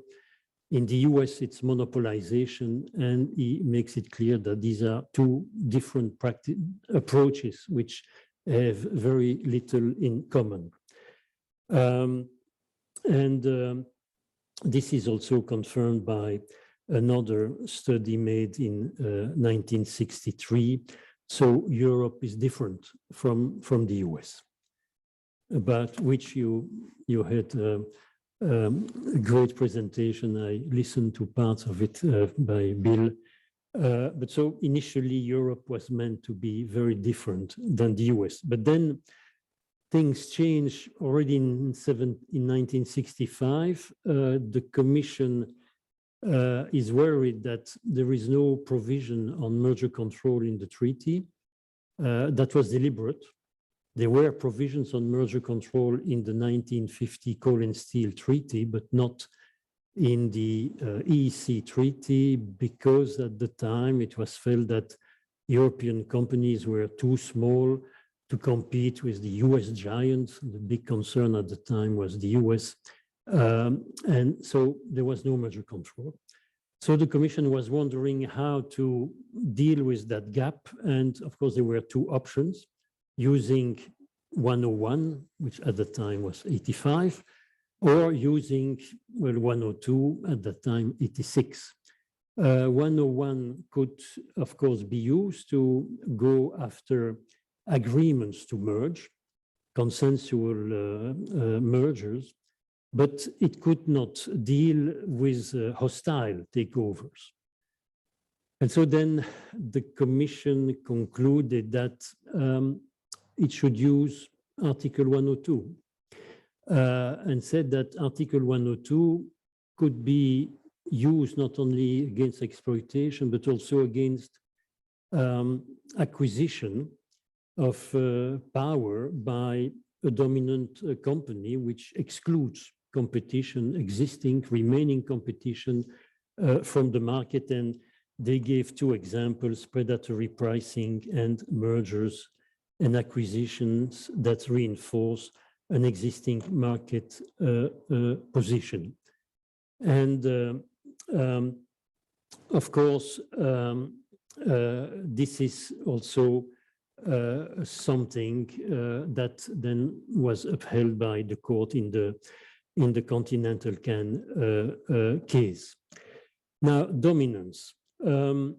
Initially, dominance was meant to be monopoly or quasi-monopoly. And if you look at all the cases predating United Brands, United Brands is 1975, they involve companies with very high market share. But in United Brands, everything changes. You have a case involving a company which has 45% of the banana market. The next competitor has 20%, the next one 18, then 16. So that company is clearly a leader in the market, but its market share is far below the level of monopoly or quasi-monopoly. But the Commission considers that United Brands is in a dominant position. And of course, well, we test, this was one of the first points that we tested before the court, and the court agreed with the commission and provided this definition of the dominant position, which you will find, it's a standard definition, which you find in every single commission decision dealing with Article 102.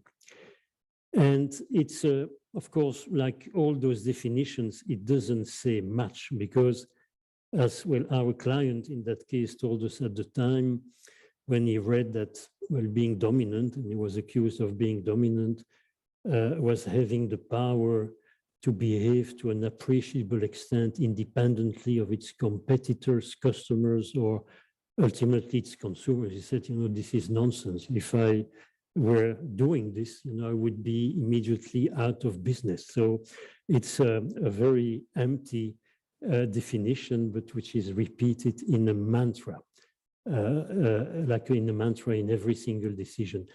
So what is interesting, instead of just reading the definition, is to see exactly how the commission found United Brands to be dominant, and it was simply the fact that it was the leading company in the market. Then they said you have to look at various factors, the structure of the company, barriers to entry, etc. But essentially, what distinguishes United Brands from its competitors is the fact that it is the #1 in the market, and the #2 has a far lower market share. And so, in effect, in United Brands, the commission and the court upheld that, transformed the concept of dominance into a concept of preeminence. It's enough really to be the leader. You don't need to monopolize the market. A similar transformation of the terms of Article 102 occurred with abuse. As I said, the Commission wanted to use Article 102 to deal with mergers, and it tested its theory that Article 102 could deal with exclusionary practices in the Continental Can case, where the court had the elegance of annulling the Commission decision, stating that the market had not been well defined, but the important part of the decision, of the judgment, was the part confirming that an abuse could consist in an exclusionary practice. So not only the practices whereby a dominant company exploits its power directly, but also practices whereby it eliminates competition and puts itself in a position to exploit in the future.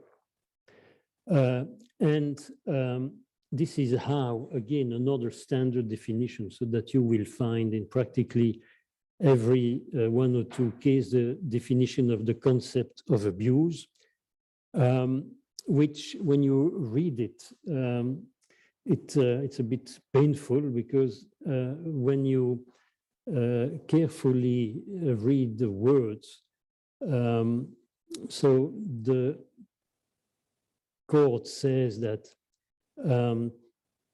so the concept of abuse is a concept relating to the behavior of an undertaking in a dominant position, which is as such as to influence the structure of the market, etc., through recourse to methods which differ from those which condition normal competition in products or services on the basis of the transactions of commercial operators, as the effect of hindering the maintenance of the degree of competition still existing in the market or the growth of that competition. So you see the concept of normal competition on the basis of the transactions of commercial operators. It's a very awkward way of saying competition on the merit, but this is the official definition of what is an abuse given by the court, and you see that it refers only to, in fact, exclusionary practices.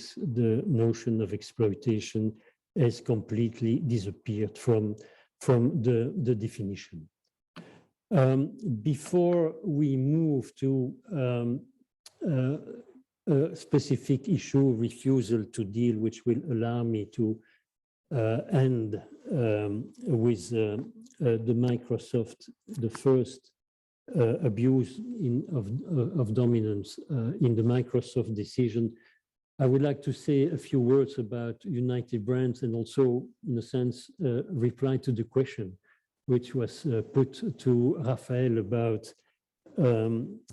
excessive pricing, because United Brands was a case in which the Commission, for the first time, and it would seem maybe the last time, tried to deal with excessive prices.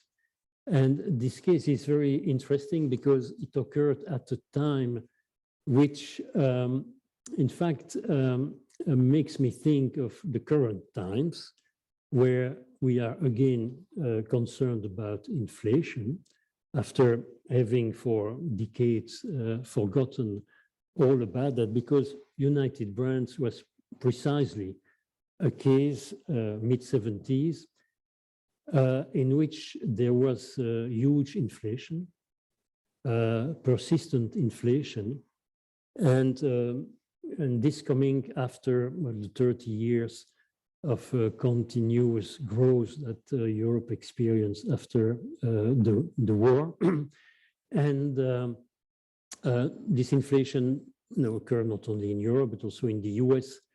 And this was the time when President Gerald Ford had a button on his jacket, WIN, which stood for whip inflation now. So everybody was trying to think about what could be done to tame inflation, and competition authorities thought that they could play a part.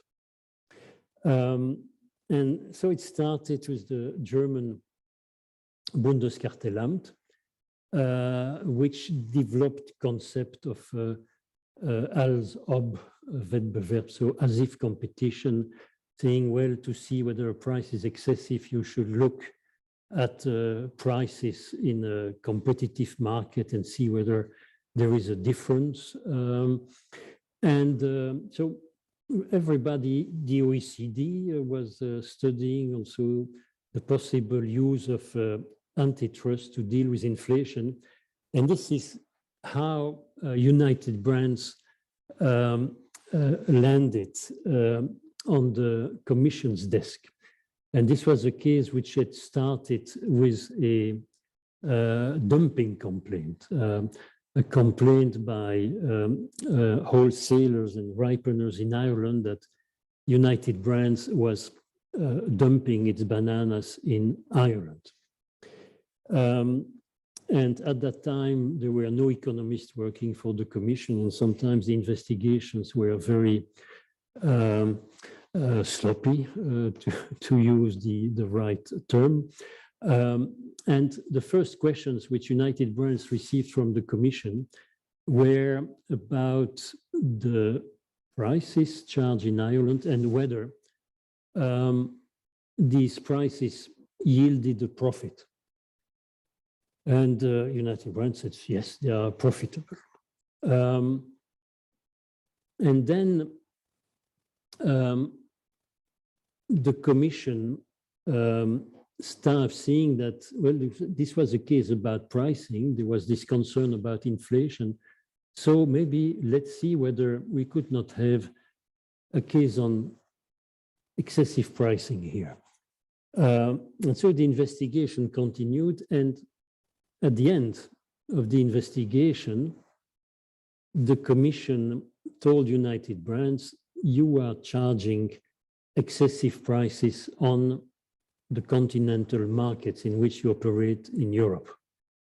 Because when we compare those prices that you charge in Belgium, in the Netherlands, in Germany, in Denmark, with the prices you charge in Ireland, we see that they are 30% higher on average.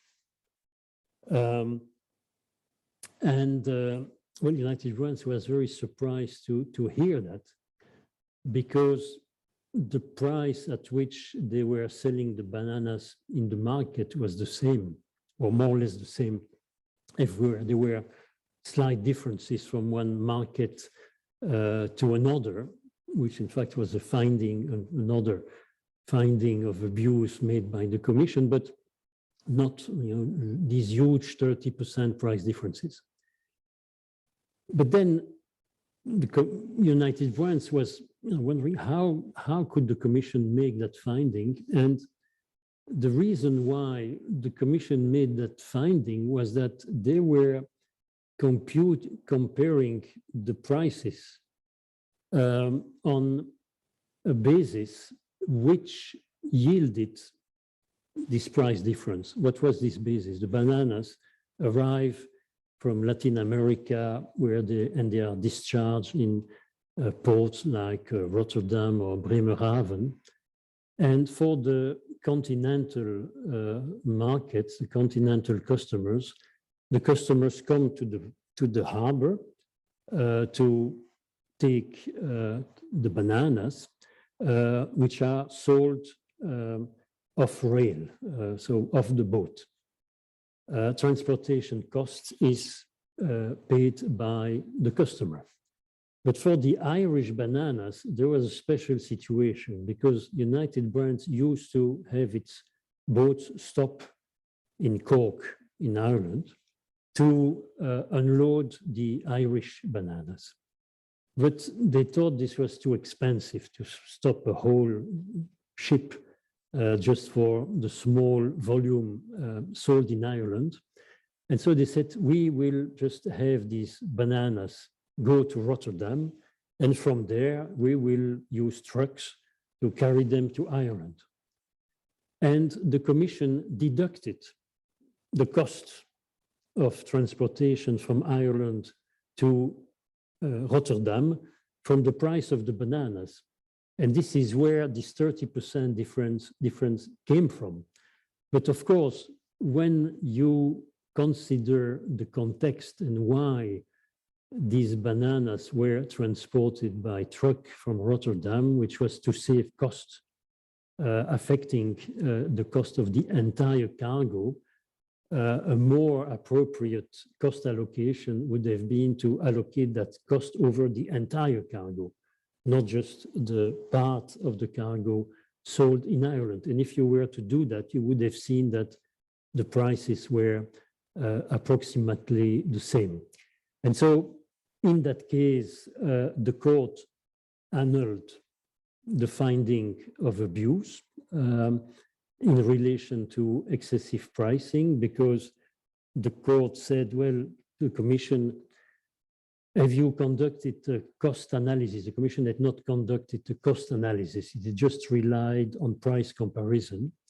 The Commission said no, but we relied on the fact that United Brands told us that the Irish bananas were profitable.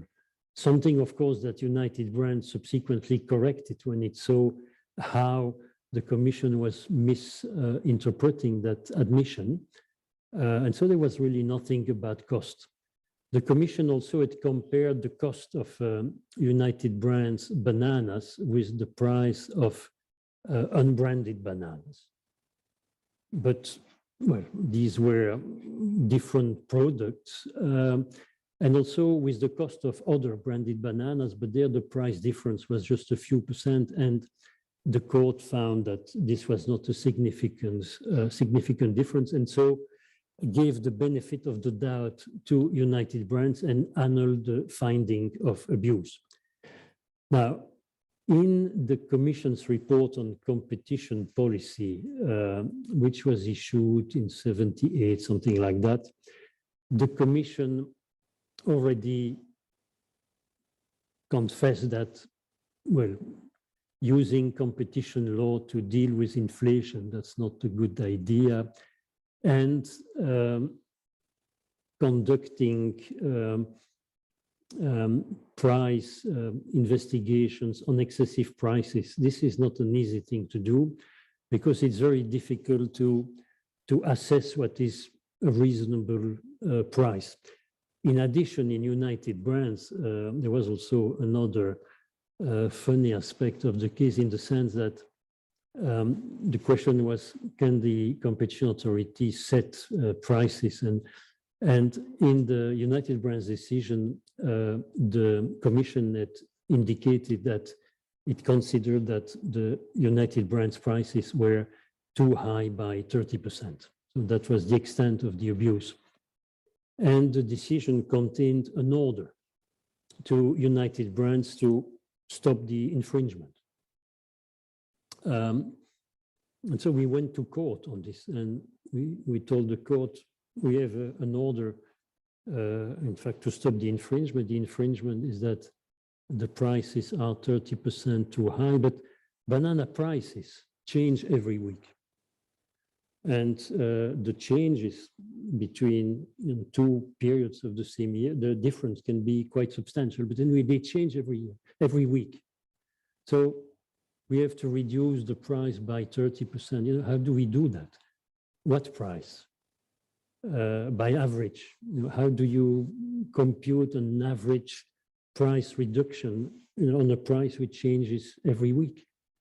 In fact, the Commission essentially gave up immediately, said, well, this is just an indication, it should not be meant to be a precise order. And so that part of the decision was suspended. But this confirmed once again that something that Raphael said, it's very difficult for a competition authority and very dangerous to engage in price control and to issue orders to reduce prices without, in fact, considering whether this is something that can be done given the nature of the product. And so United Brands was an early experiment in price control, which the Commission abandoned. And Raphael mentioned the Aspen case. Of course, these are easier cases in a sense. You have a pharmaceutical which is sold at price X, and then suddenly that price is multiplied by 10 or 20. So this can create a sense of outrage. But even in that case, the problem was resolved by a commitment decision, by agreement between the Commission and the company. I think it's very difficult for a competition authority to engage in price control. I would like now to start with the issue of refusals to supply, because that is the issue that will finally bring us to Microsoft, which dealt with a form of refusal to supply information, technical information. Now, the principle is that even for dominant companies, of course, they must be free to decide with whom they deal, but in certain circumstances, an obligation to supply may be imposed. The guidance paper that Raphael mentioned deals with this issue and says that the Commission is concerned about this issue if the refusal relates to a product or service that is necessary to compete on the downstream market. And we will see that many of the examples, especially of refusal to license, deal with markets which are in a downstream, upstream relationship. The refusal is likely to lead to the elimination of effective competition on the downstream market, and the refusal is likely to lead to consumer harm. Also, in the guidance paper, the Commission makes it clear that there is a difference between a refusal to supply an existing customer, which will be seen with more suspicion, than a refusal to supply new customers. So cutting of existing relationship is seen as being more problematic than refusing to accept new customers. Old cases, commercial solvents, well, an easy one in a sense, a case where a company is dependent on another company which is in a monopoly position for the supply of a certain essential raw material. The supplier decides to vertically integrate, so become a competitor of its customer and stop supplies. And of course, this is a refusal to supply which cannot be objectively justified, and this is found to be a violation of Article 102. United Brands, there was also an abuse related to United Brands refusing to supply one of its distributor because the distributor had taken part in an advertising campaign by one of United Brands' competitors, and also this is something which was found abusive, and the court added something, a sentence which is reproduced here, which in fact will play an important role in a subsequent case that we will cover. The Greek Glaxo case, the court here saying that an undertaking in a dominant position cannot stop supplying a long-standing customer who abides by regular commercial practice if the orders placed by that customer are in no way out of the ordinary. So there is this exception, a customer who places orders which are way out of the ordinary, and in that case you might be entitled to refuse supplies. Then there is Hugin. Now it's a case which it was a small case, but which is dear to my heart because I mentioned Intel, so where 10 days ago the General Court annulled in part, but a very substantial part, the Intel Commission decision.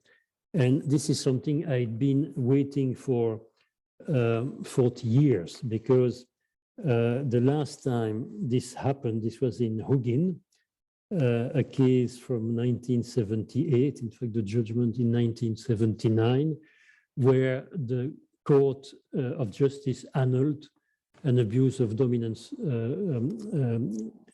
decision of the Commission.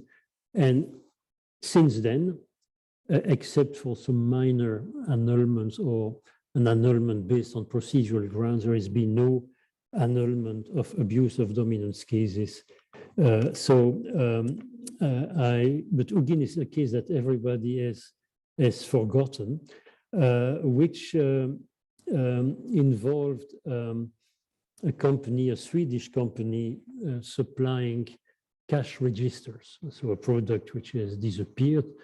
It had 7% of the market, but it was found guilty of abusing its dominant position because the Commission found that it had, Hugin had 100% of the market for Hugin spare parts. Because if you want to repair a cash register, you need spare parts coming from the manufacturer, Hugin. Even though its share of the market, overall market of cash register is 7%, it is dominant for the supply of spare parts. And the Commission held that it was abusive for Hugin to refuse to supply independent repairers. Now, this is a case which was appealed to the Court of Justice, which annulled it. And this was very interesting because I've been a lawyer and also a professor. I've been teaching at the University of Brussels since 1998. But for a year and a half, I was a référendaire at the Court of Justice, working for the British, in fact, Scottish judge, then Lord Mackenzie Stewart. And in fact, I was at the court when Hugin was argued and decided by the court, but I had worked on the written procedure of that case, and this is how my intervention was represented, was mentioned in the judgment. But so I was at the court when the judgment was issued, and the judge in charge of this case was the Danish judge, Max Sørensen, a very famous professor of international law. And the commission had been annulled the decision had been annulled on a very rare basis. The fact that the commission had not established the existence of an effect on trade between member states. I think this is maybe the only case where a commission decision was annulled on that basis. And so one day I was speaking with Max Sørensen at the court, and he started, maybe he had seen my name on he spoke about the case, and he said, well, do you know why we annulled this decision? I said, well, absence of effect on trade between us. He said, well, no, that was not the real reason. He said, I've always been a supporter of the European, it was not the Union at that time, European Community. And in Denmark, which had a referendum on joining the EEC, and I campaigned for Denmark joining the EEC. But I think that the EEC is for big things, big issues, big problems, not small things. And so in this case, where the Commission had imposed an order on Hugin to supply spare parts to the complainant, which was a small company in London called Lipton's, nothing to do with the tea, really a small repairer of cash register. I remember the first order of spare parts that Lipton's had made was an order for £54.20. And Max Sørensen said, when I saw the first order of spare parts, £50, that's too small. European law should not deal with this kind of small matters.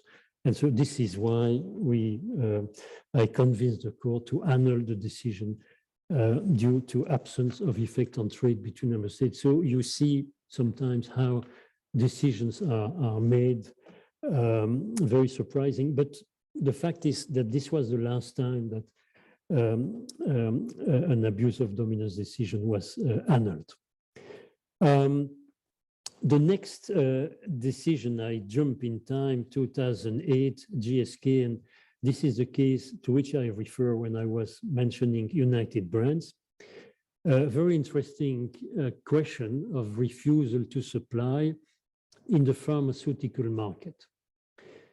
You know how that market works. Well, we are in a single market, supposedly, but for pharmaceutical products, not so much, because each member state has its own policy in terms of prices, support for the pharmaceutical industry or absence of support for the pharmaceutical industry.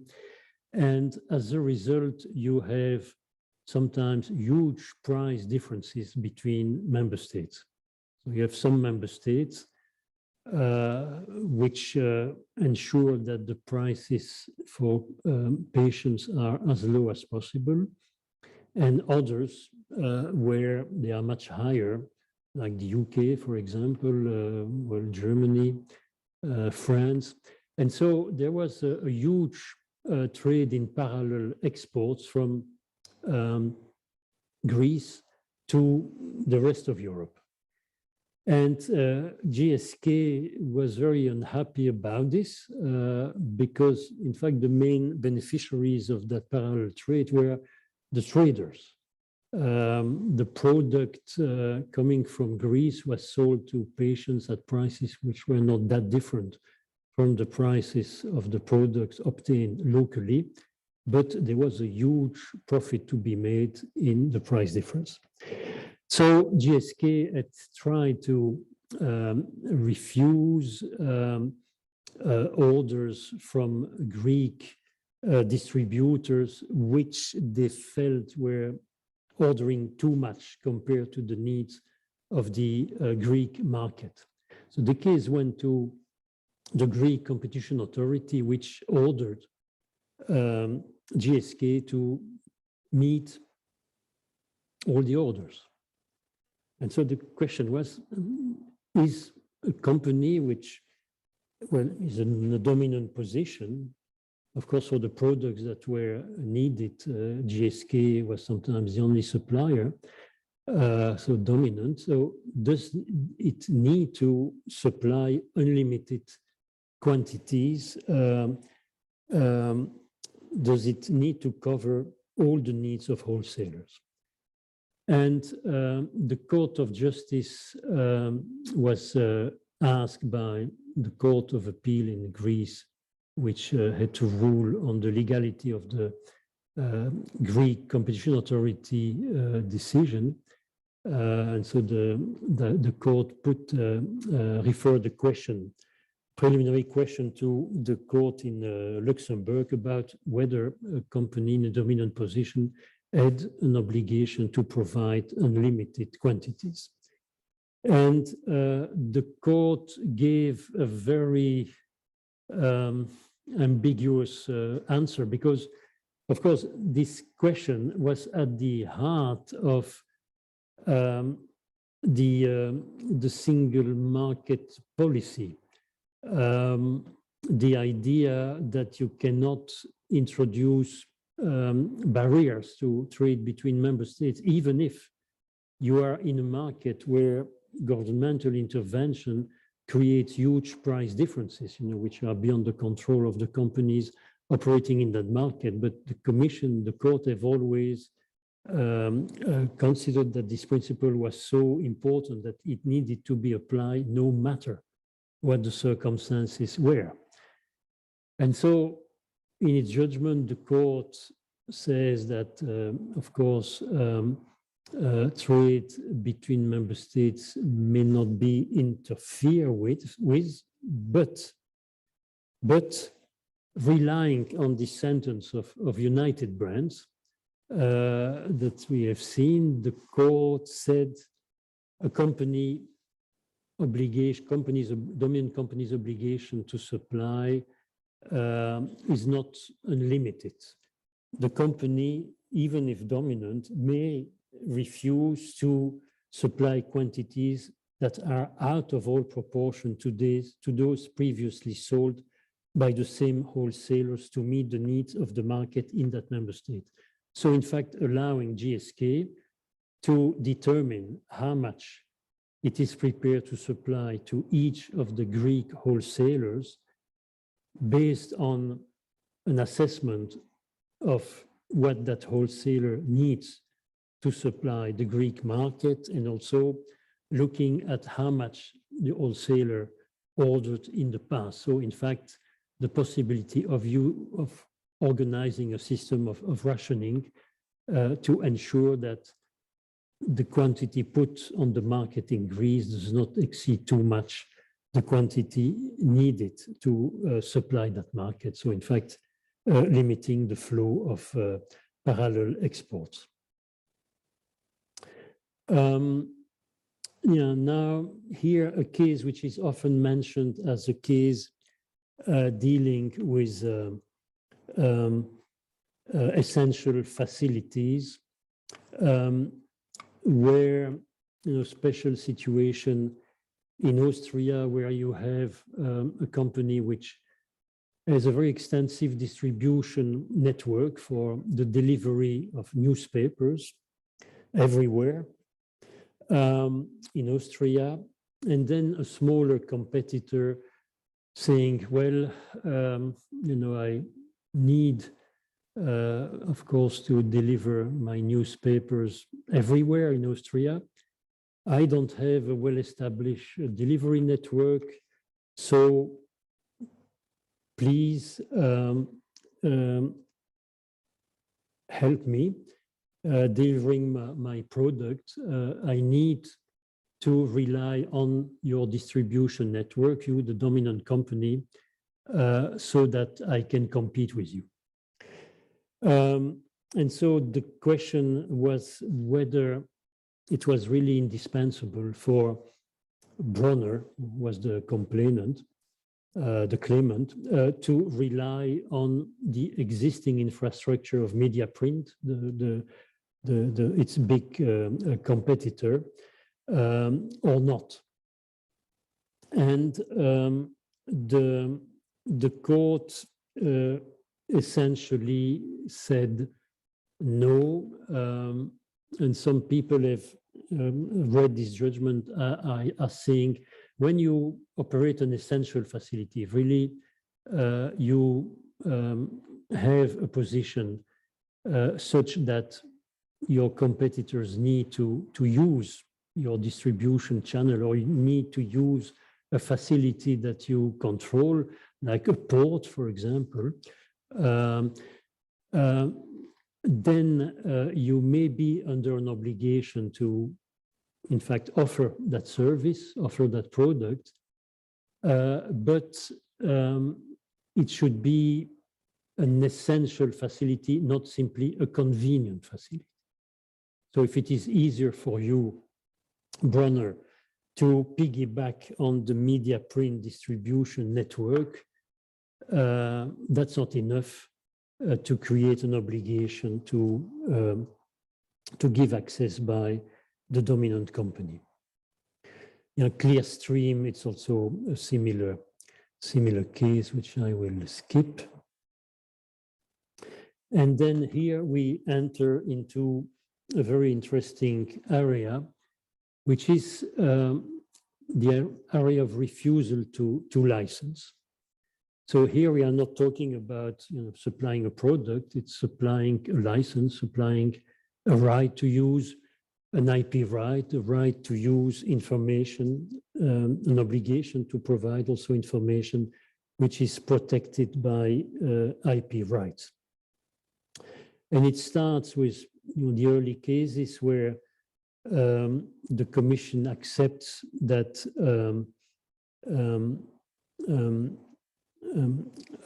an undertaking by FOR to reduce to 3 years the period for which it claimed registered design protection for body panels. So this is a case in the automobile industry where you have IP rights covering, for example, the shape of a body of the part of the body of a car.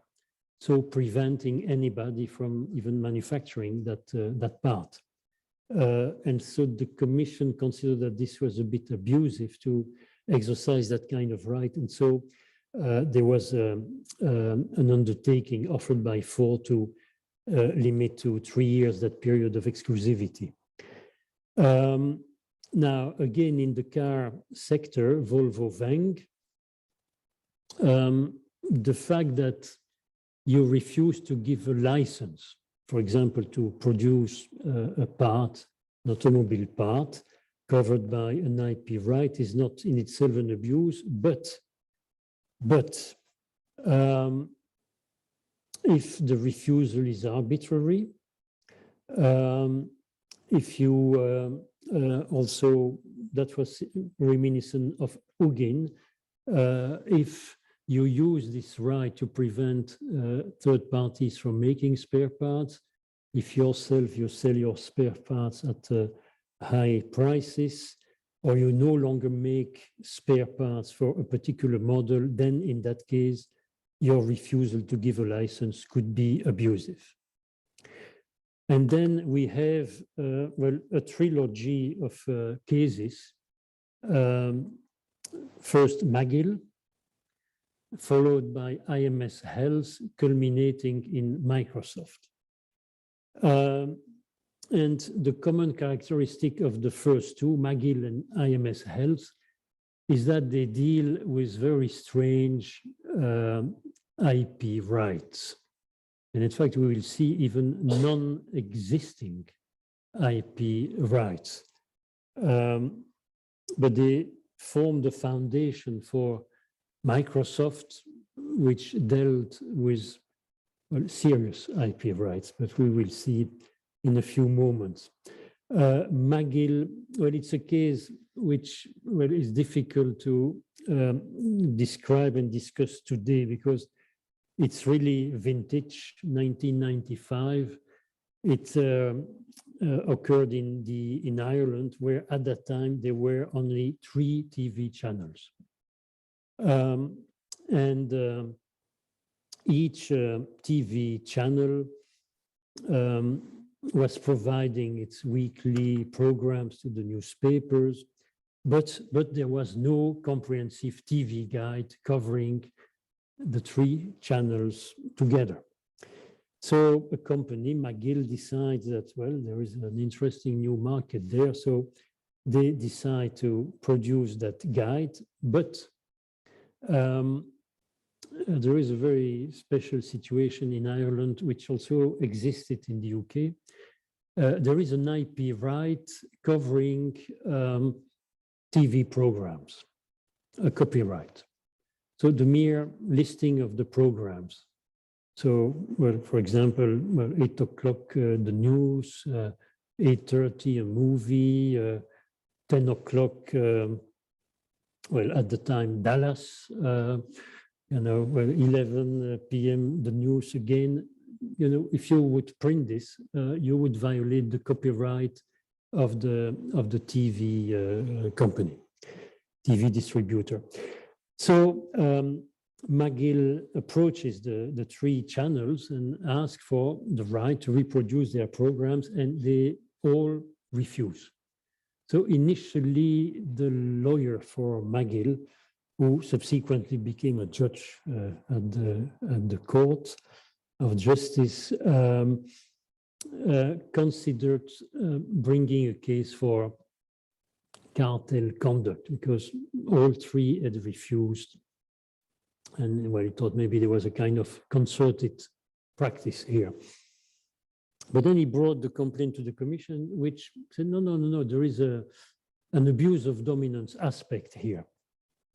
And the commission adopted a decision which was upheld by the court, where by the General Court, and then on top of that by the Court of Justice itself. So basically confirming that if you have an intellectual property right, of course you are not obliged to give a license. You may exploit that right yourself. But a refusal to license might be abusive in exceptional circumstances. And the court defined these exceptional circumstances as being the fact that the refusal was preventing the emergence of a new product for which there was potential consumer demand and there was no justification for the refusal. The Court of Justice confirmed. There was an interesting discussion for those who are interested in IP law. There was a very interesting discussion in the opinion of the Advocate General about the Berne Convention aspect of this case, but I will not go through this, so which might explain this requirement of the new product. But so in McGill, if you refuse to give a license, which is necessary for the production of a new product in a downstream market, that's abusive. Okay, then you have IMS Health. Very special case which starts with a commission decision ordering IMS Health to provide a license to one of its competitors. And it's again a special case. It's a case where involving the pharmaceutical industry.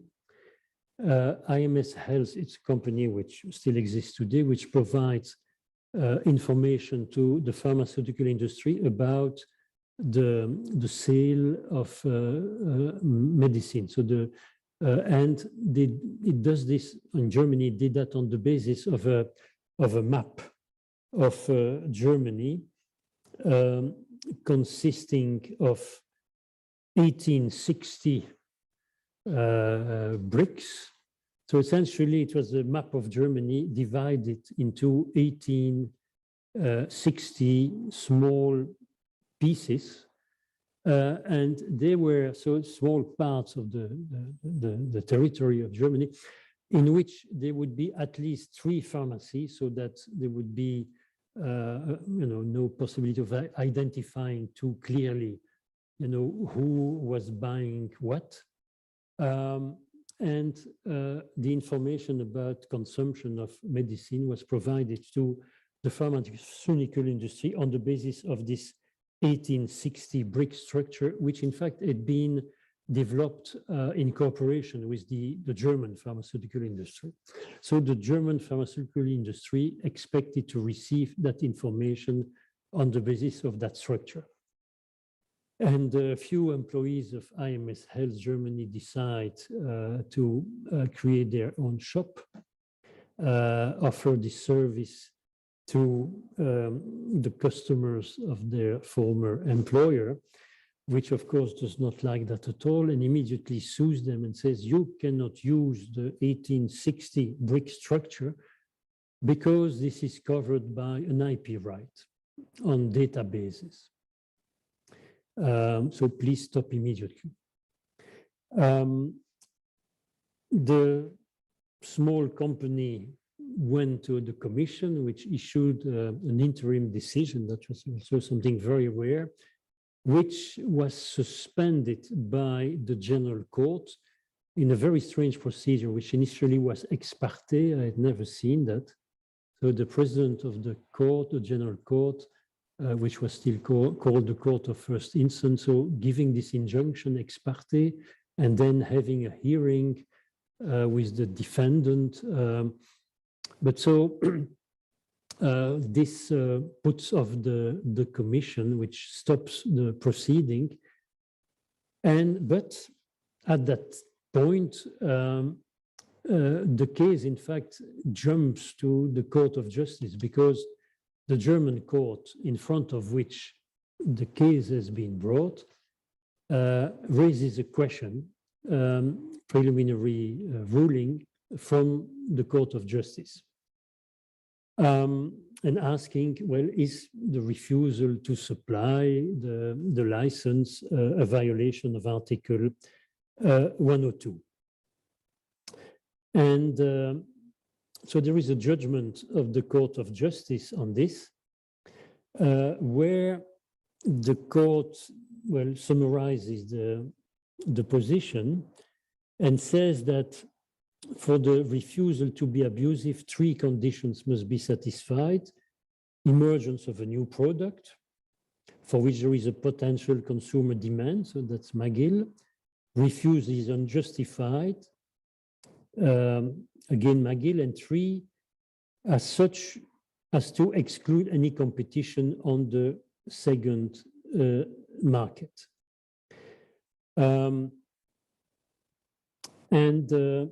Then the issue, the court elaborates on this issue of novelty, new product, And there was a question in that case whether what IMS Health competitors were offering was really a new product. They were offering the same service as IMS Health. But the Advocate General, in his opinion, said, well, there is an aspect of novelty because they are offering this information online while IMS Health was still offering this on paper. So there is something novel about this service, so suggesting that the conditions were met to have an outcome like McGill, so refusal to supply being found to be an abuse. Now, we were at that time, IMS Health 2004, we were very interested in this case because my firm was representing Microsoft, and the question of, what is the law on refusal to supply, to license? What is the law on that subject? And so we were very interested in knowing how the IMS Health ruling of the Court of Justice, which was very abstract, it was a preliminary ruling, had be applied in the German court, which had referred the question. And so one of my German associates was calling the judge regularly. And one day the judge told her, well, call me next week. I will render my judgment next week. And so then the German associate called and asked the judge, so what is the outcome? And the judge said, well, I found that there is no IP right here. So, so you have this case, IMS Health, with all the speculation about, what is novelty, etc., and reaffirming these principles about a right which did not exist. And that is what is a bit frustrating about both McGill and IMS Health. McGill is about a bizarre right, a right on TV program, where there is no country in Europe that had such and has such a right except Ireland and the UK. And here IMS Health is about a non-existing right. And of course, there is something shocking. You cannot print a TV guide. You cannot use the map of Germany because it's covered by an IP right. This sounds crazy. And so you feel, the need and the urge to find anything to overcome these crazy situations. And of course, competition law with its great flexibility is always there to help. And so this is how those principles are developed. And of course, people are unaware of the strange circumstances in which they were framed, but they are the law and they are applied to real situations with real rights. And this is Microsoft. And Microsoft is, Microsoft is a very interesting case that I think very few people understand. Well, in that case, there were two aspects: supply of information, interoperability information, as it was called, and tying. There were two lawyers in charge of the case. Ian Forrester was dealing more with this aspect, interoperability. I was in charge of tying. But still, we were, of course, fully following the case in all its dimensions. And so this is a case, and I will project slides which were used in the court proceedings in Luxembourg, maybe to help you understand a little better what was at stake. So in a few words, so Microsoft, dominant in the market for operating system software for PCs, 95% of that market. The only competitor is Apple, which at the time I think probably today it's not very different at 3 or 4%. Apple was not very strong on PCs. So dominant on PC and deciding to enter into the market for servers. So you know what is a server? It's a computer that manages other computers, for example, for authentication services or file and print, so basic functions. And one company in the server market, Sun, complains that Microsoft is entering too aggressively into that market. So it's a very special situation where, of course, you have Microsoft dominant on PCs, but which is in fact the target of this investigation because it starts competing in a different market, which is adjacent, threatening the position, the established position of incumbents there like Sun. Microsoft entered the server market step by step, but then at one point, Microsoft develops, I'm not a technical expert, so I'm just repeating what I've heard and what I've been told, that the technology underlying the Microsoft operating system for servers, Active Directory, is extremely advanced. Apparently, it makes it possible for 1,000 and more servers to work together, sharing the same logic, substituting for one another, apparently something which exceeded what competing servers could do, which could hardly go beyond 100. When Microsoft starts entering this market, it is using standard communication protocols for the communications between its servers and the PCs and essentially Windows PCs. But when it has developed this Active Directory technology, it starts using proprietary protocols, communication protocols between its servers and its PCs. And this is something that, the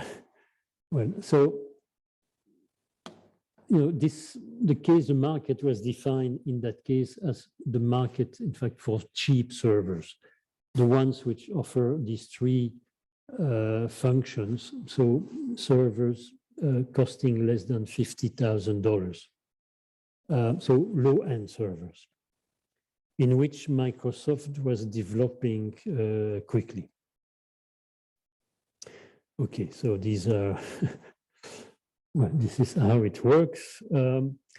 Now, you have client to server, client, it's PC. That's the name used in the industry for a PC, client to server. And there are server-to-server protocols, which of course can speak with one another.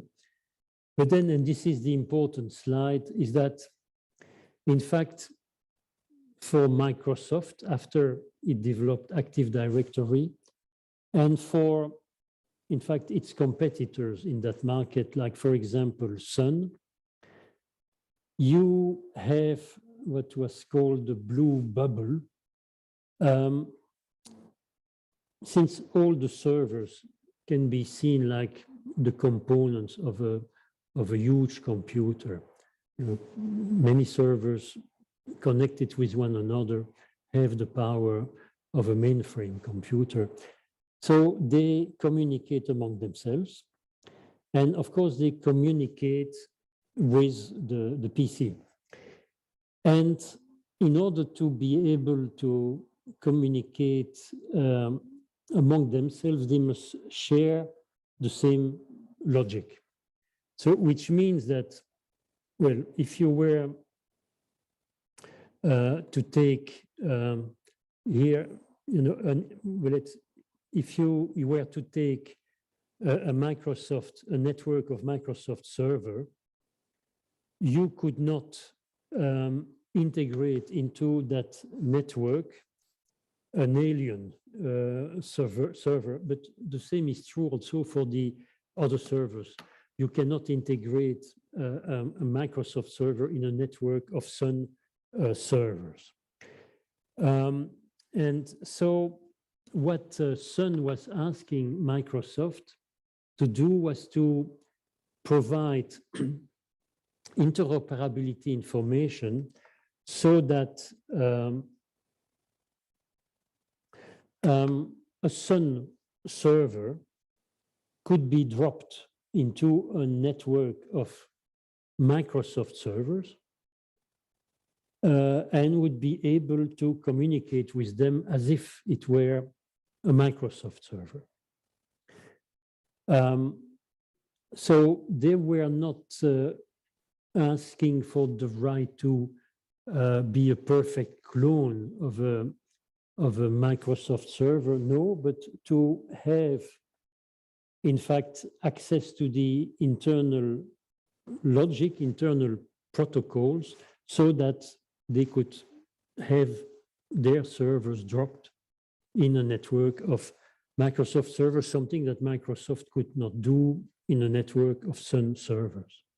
So in fact, it was like a kind of, well, exceptional right that they were claiming based on the fact that Microsoft was dominant on the PC market. But now, and something which is very often misunderstood is that people say, well, Microsoft is preventing access to its PCs where it is dominant. That's terrible. It's monopolizing the server market. But no, all the servers other than Microsoft could perfectly function with the Microsoft PC, otherwise they would have been out of business. What Sun wanted was to be able to have its servers integrated into a network of Microsoft servers. So now let's go back to the Microsoft General Court judgment. Now, when you look at McGill IMS novelty, no, these servers are not really new by any means. Indispensable information to operate in their market, no. They are doing fine. But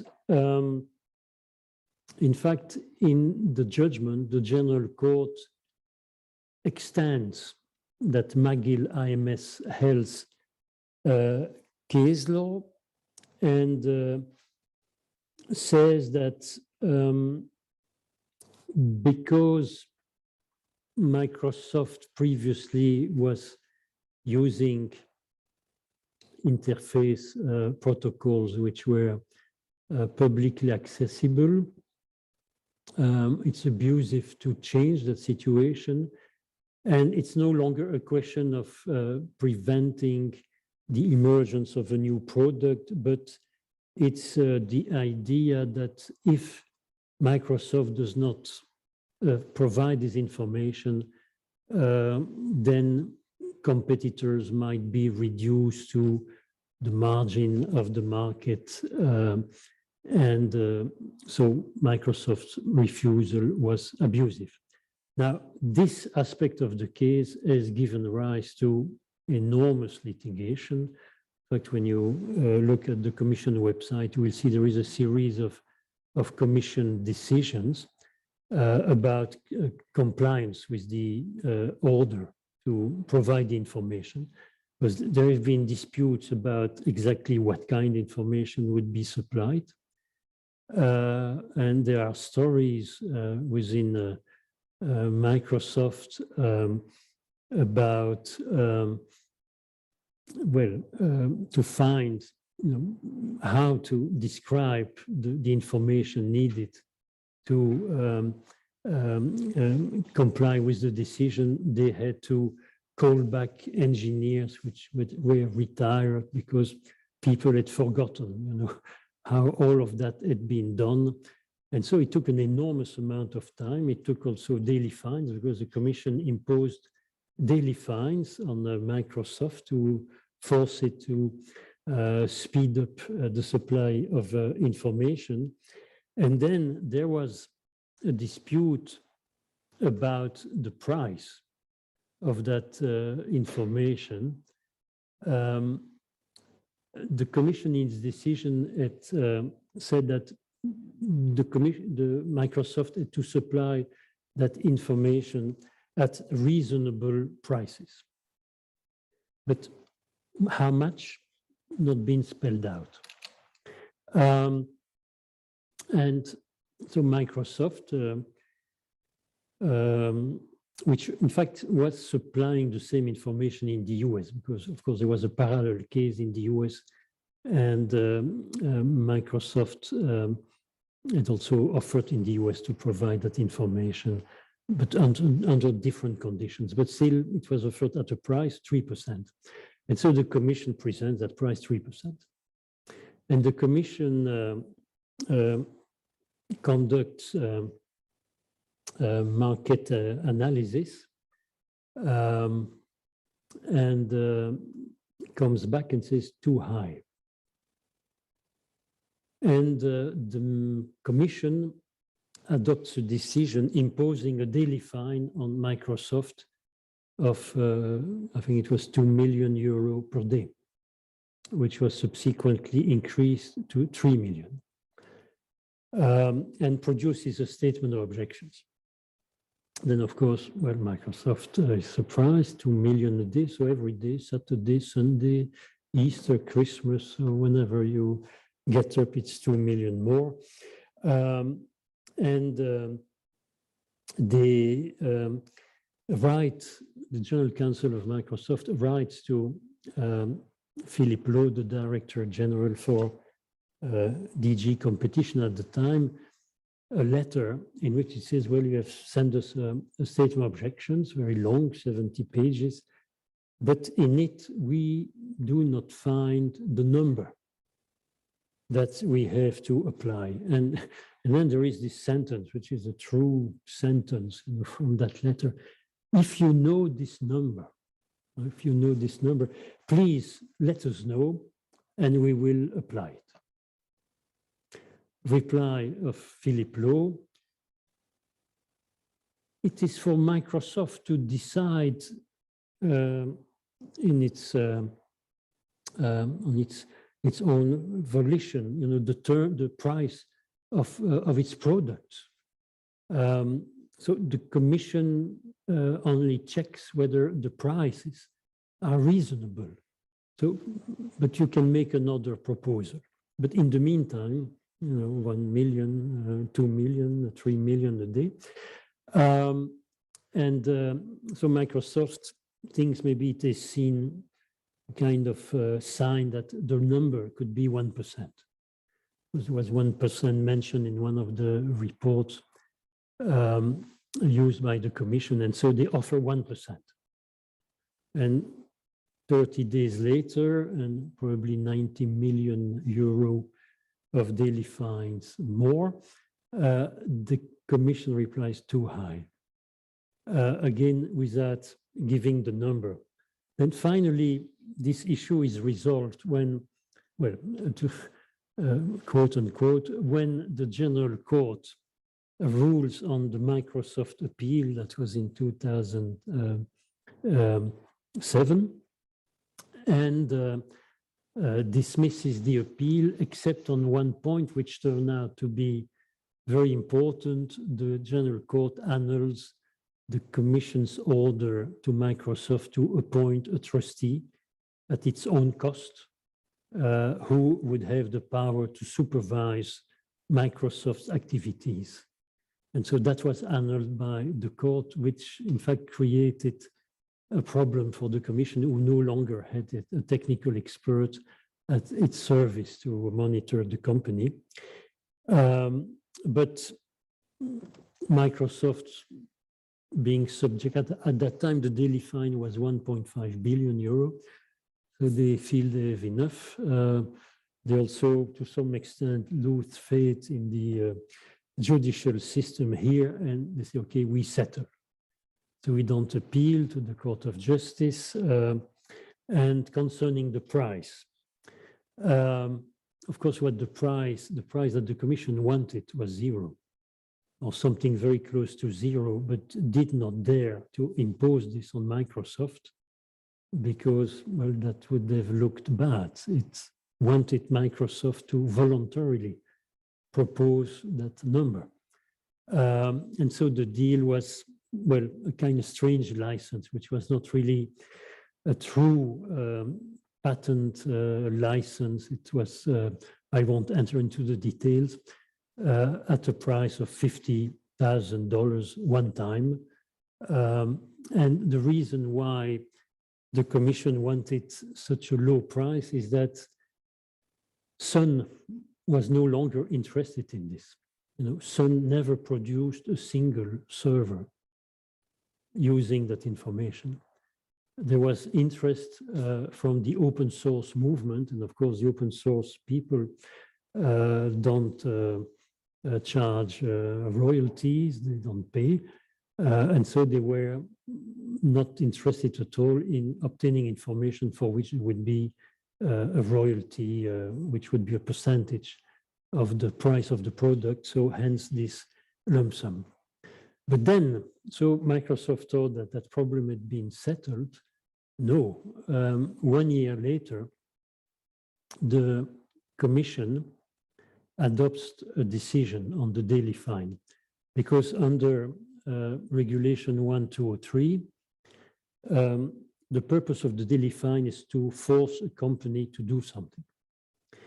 But when the company has actually performed what the Commission expected from it, the fine need not be fully collected,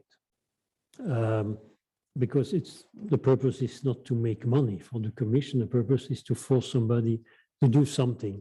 And so the final decision can set the amount of the fine that will be actually collected at a lower level. Now, I told you when the meter stopped in September 2007, the fine was 1.6 billion euro, the daily fine. So really you need to have a lot of resources and to have very strong nerves to resist this kind of pressure. You know, so 1.6 billion. And so Microsoft expected, okay, they would have to pay a few $100 million, but no, it was Mrs. Cruz at the time, and I don't know what grudge she had against Microsoft, but of the 1.6 billion, the Commission decided to collect 899 million. So we appealed this to the Court of Justice, to the General Court. And well, in every country in the world, maybe there are exceptions, every is too strong, but in most countries in the world, an administration which would issue an order to an individual or a company to do something and would refuse to spell out what it is they have to do to comply, you know, would be severely criticized by the local courts. You know, if you have to do something, you don't know what it is, you go to the judge and say, okay, well, if I do this, is it okay?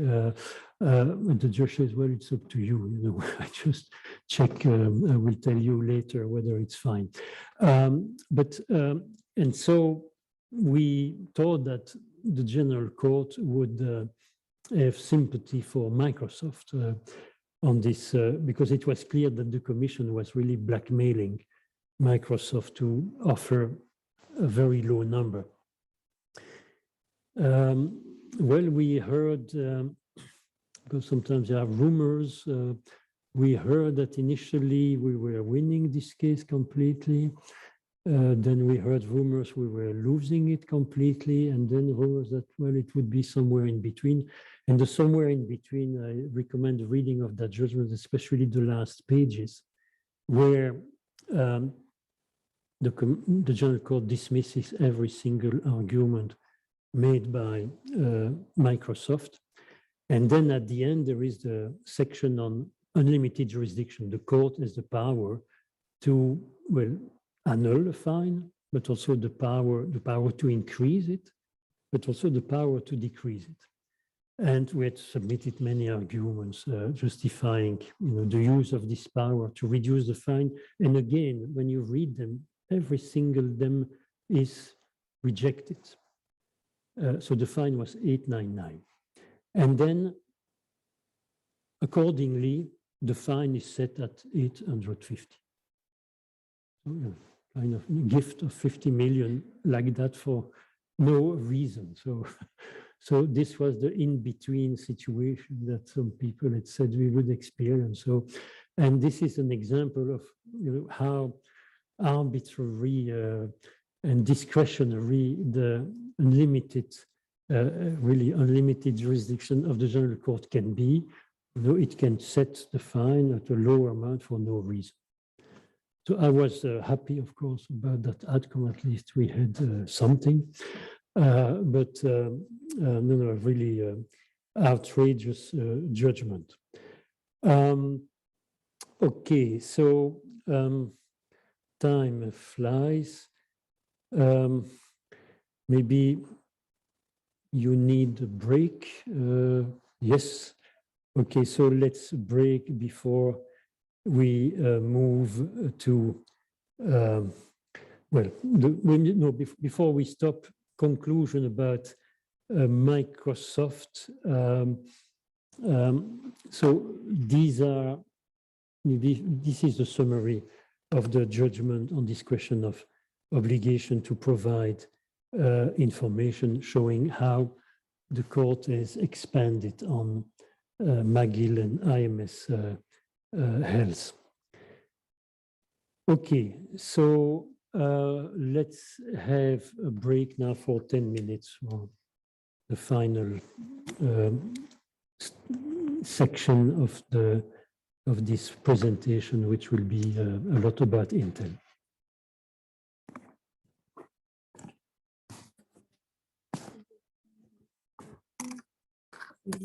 En fait, t'as une... Oui,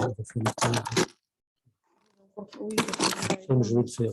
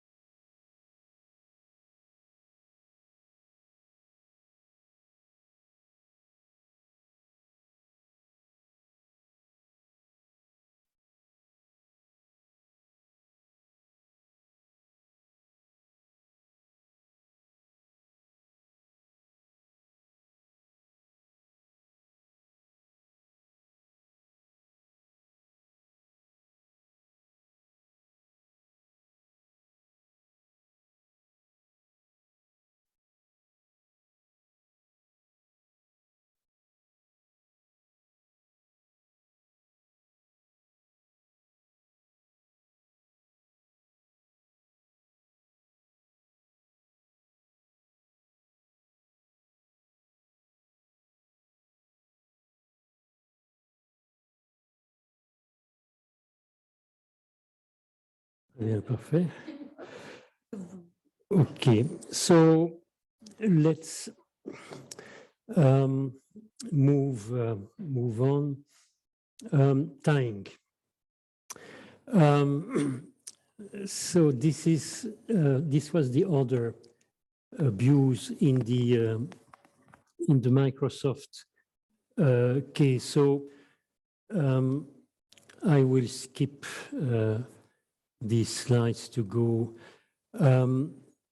Yeah, so on tying, the interest of Microsoft is that, in fact, in Microsoft, the Commission applied for the first time the new economic approach because it found that this was not a classical tie. So the classical ties were cases like Hilti or Tetra Pak, which were in fact exploitative abuse cases.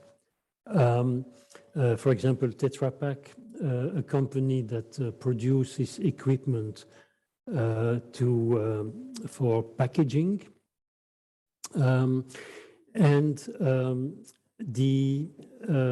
especially carton packaging. So when you will see milk or orange juice or whatever on the shelf of the supermarket in a carton packaging, it's probably made by a Tetra Pak machine. And Tetra Pak imposed a contractual obligation on purchasers of its machines to buy their carton requirements from Tetra Pak. So this was pure exploitative abuse. Now, Robert Bork, in his famous book, would have analyzed that case as an example of well, a dominant company using tying as a form of price discrimination, but virtuous price discrimination, ensuring that companies that make a lot of use of the machine pay more than those who make less use, because the carton, of course, was bought at a price which was higher than the price at which it could be bought from normal carton suppliers. And of course, the intention of Tetra Pak was not to monopolize the carton market, but in fact to use this carton like a metering device to ensure that the users of the equipment would pay in proportion to the use that they make of it. But okay, so these were classical cases of tying found to be abusive. And then comes Microsoft. And Microsoft, the tying consists in the fact that Windows Media Player, the new media player at the time of Microsoft, which was a streaming media player that was new in the late 90s, is integrated into Windows. A small media player vendor, that's how they are called, in fact, a former employee of Microsoft, complains about this tie. In fact, it's an informal complaint, and this was not in the original case against Microsoft. And I've always suspected the Commission to have added that dimension to the case when it saw that Microsoft, which was also subject to US proceedings, was negotiating a settlement in the US in which it offered interoperability remedies, which was the case on which the Commission had focused, while the US had brought a tying case against Microsoft with Netscape, etc. So the browser war. And so then I think at that point, the Commission decided to open this second front against Microsoft. To make a long story short, there is the decision is from 2004.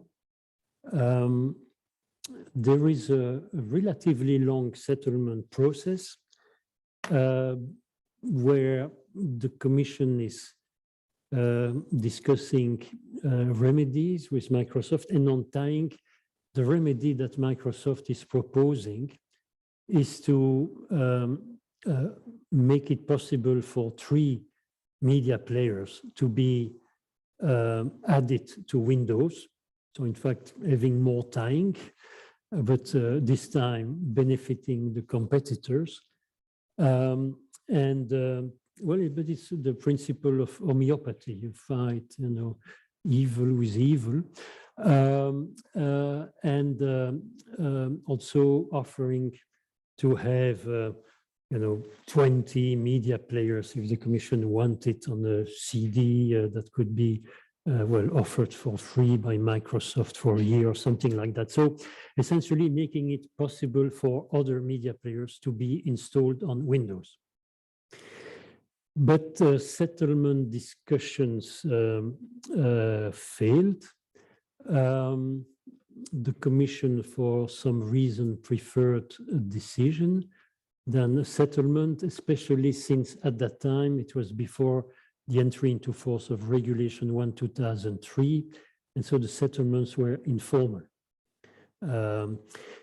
Okay, so anyway, there is a decision, and in that decision, the Commission finds that it's an abuse of the dominant position to have Windows Media Player integrated into Windows, and orders as a remedy untying. There was I remember a German Commission official in charge of the case who said the remedy of tying is untying. So untying meant that Microsoft had to offer a version of Windows with no Windows Media Player. And this, in the 2 channels in which Windows is distributed, the main one, which is the OEMs. And then, of course, there is the small channel, people producing their own computers who buy the software in a box and install that themselves on their PC. And so this version of Windows had to be offered in the 2 channels.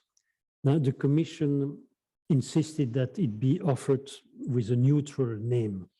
So initially, Microsoft had proposed as a name for this version without Windows Media Player, Windows Limited.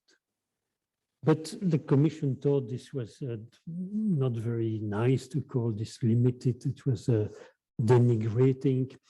And so they asked for something more neutral. And finally, there was consensus on N, Windows N, and N standing for not with Windows Media Player. Neutral name, and which was then put on the market. There were much less implementation problems with tying than with interoperability.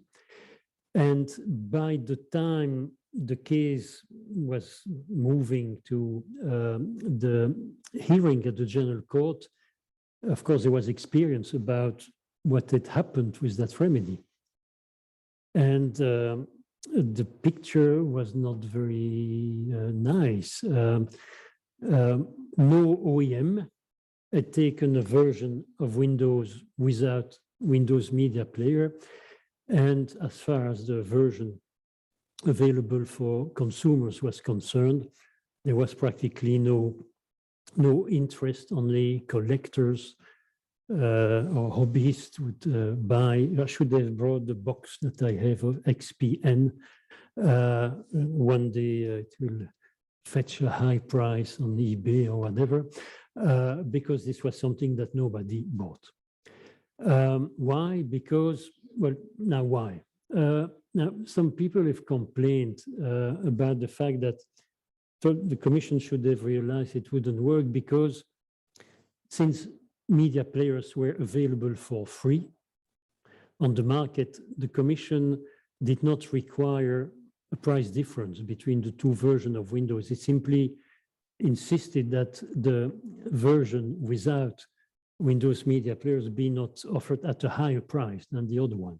The two versions were available at the same price. So some people have said, well, of course, if you have a choice between something which is complete and something which is not, you will always take the complete version.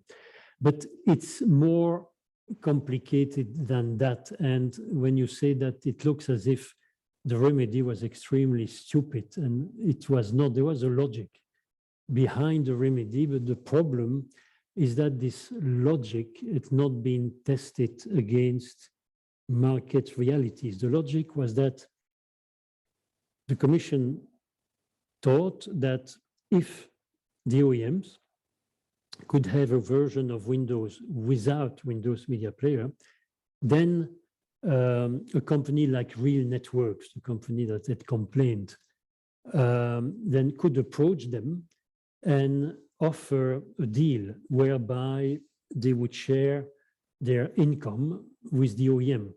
Because these media player vendors like Real Networks, they don't make any money by offering the media player. They use it to offer content, subscriptions, etc. And so the idea on the Commission side was that if there is a version of Windows without Windows Media Player, then an OEM could get extra income by entering into an exclusive deal to be installed on Windows with a media player vendor. But the reality is that the media player vendors earn so little with their content business that any cent that they would divert to an OEM is too much. And there were reports, even public reports at the time, that about some of, especially Real Networks, saying, well, it's so easy to download the media player. I don't see why I should spend any money on an OEM to have exclusive installment on the PC. Downloading is sufficient. So that was the real reason why the remedy didn't work. But what is interesting in the in this case is the theory of harm that the Commission developed. This was the first example of the effects-based analysis. The Commission said, well, Microsoft is not a classical tie. Why? Because compared to Tetra Pak, for example, Tetra Pak, if you are obliged to buy your carton from Tetra Pak, you will not buy carton from any other supplier. But if you have Windows Media Player on your PC, you don't need to use it. If you don't like it, you can download another media player. The fact that media player, Windows Media Player is on the PC doesn't, cause any, does not, prevent you from using other media players. And so this is why then the Commission said, here we need to go one step further to find that this is abusive tying. And so the Commission developed this complex theory under which it said, well, Windows Media Player is using proprietary format, Windows. So in which content can be encoded. All the media players usually have their own also format, because of course that's necessary for them to make sure that their users are not seeing their content on other media players. But Windows has that proprietary format, and Windows Media Player is ubiquitous. You find it on every PC. So the theory went, content providers will be incentivized to use the Microsoft format to encode their content. And eventually, this will be all the content will be encoded in the Windows format. And then at one point, the Windows Media Player will be the only media player that you will be able to use, because all the content will be encoded in that format. And at that point, the tying will occur. Now, there were many problems with that theory. First, the idea that all the content providers will encode only in the media player format. The Commission said it's very expensive to encode in multiple formats. And there was evidence that it was not true. It was easy to encode in several formats. And in fact, lots of formats were used other than Windows. Then the idea that if all the content is encoded in the Windows format, then you need to use Windows Media Player. This would have required a change in Microsoft practice, because Microsoft, in fact, was making its format available to anybody, including real networks. So in order to have this final conclusion, at one point, there will be only one media player that can be used, Windows Media Player, because you will need it to have access to the content. That would have, in fact, required Microsoft to engage in an exclusivity practice, which it was not engaged in at the time the decision was made. And if it had done that at that time, it would have been seen as an abuse of a dominant position. So there were many problems with that economic theory. But what was interesting is that it was the first time that the Commission was developing economic analysis. Now, at general court level, contrary to what happened finally in Intel, the general court immediately understood that this economic theory is something which is very dangerous because there are so many opportunities for committing errors and so annulling the Commission decision. And so the General Court told the Commission, why have you, engaged in this economic? You don't need to. You are making your life unnecessarily difficult.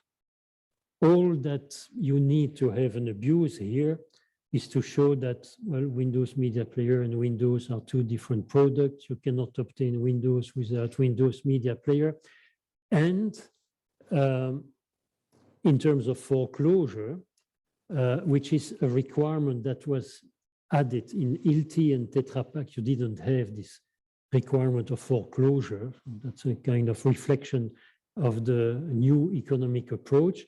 For foreclosure, all you need to show is that Microsoft has an advantage because of the integration.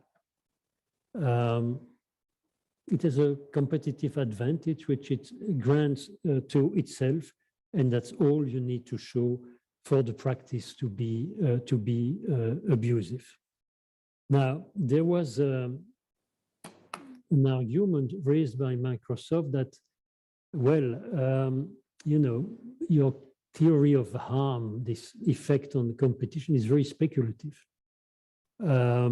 But what you are throwing away are the benefits of integration for the third-party developers. The fact that they can rely on media player, whenever they want to use that functionality, they don't need to recreate it themselves, and they know that it's there in every PC, so it makes their life easier. And so Microsoft presented this as a objective, at least an efficiency that might mitigate the speculative effects on competition on which the Commission has relied to find the practice abusive. And on this point, I mean, the General Court says something which is really interesting, where it says, and this is reproduced on this slide, while the uniform presence of Windows Media Player in Windows may present advantages for third-party developers,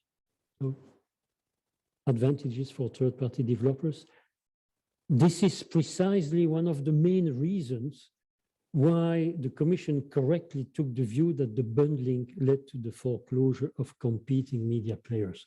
So the efficiency invoked by Microsoft, in fact, is turned against Microsoft to say, yes, it's great, but that makes your media player more attractive than a competing one. So this is a good example of what some people have called the efficiency offense, the defense turned against you. So now concerning Microsoft, so I told you about interoperability. No server produced with that information ever. And when you look at tying, again, no OEM making use of this new business created by the decision. So this version of Windows Media Player without Windows. So you could say, well, at the end, nothing happened. So, I think that when you think about the amount of resources that was used, spent on that case, I think that, and that should be true for every major case, one should look a few years later at what exactly it brought. As I discussed with some of you at the break, certainly the fact that you have those laws, you have all those investigations, helps keeping those large companies on their toes, because they are mindful that they may be the targets of prosecution. And so you could say that in a sense it's good. But when you look at the actual outcome of the investigation, at least on Microsoft, it's you can see that it's not much. Before we move to Intel, maybe if you could have it, are there questions on all the topics that they've covered thus far, here or there?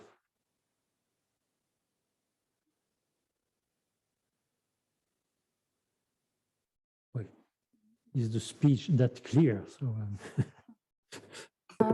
Hello, may I have a question? Yes, Anna Jurkiewicz.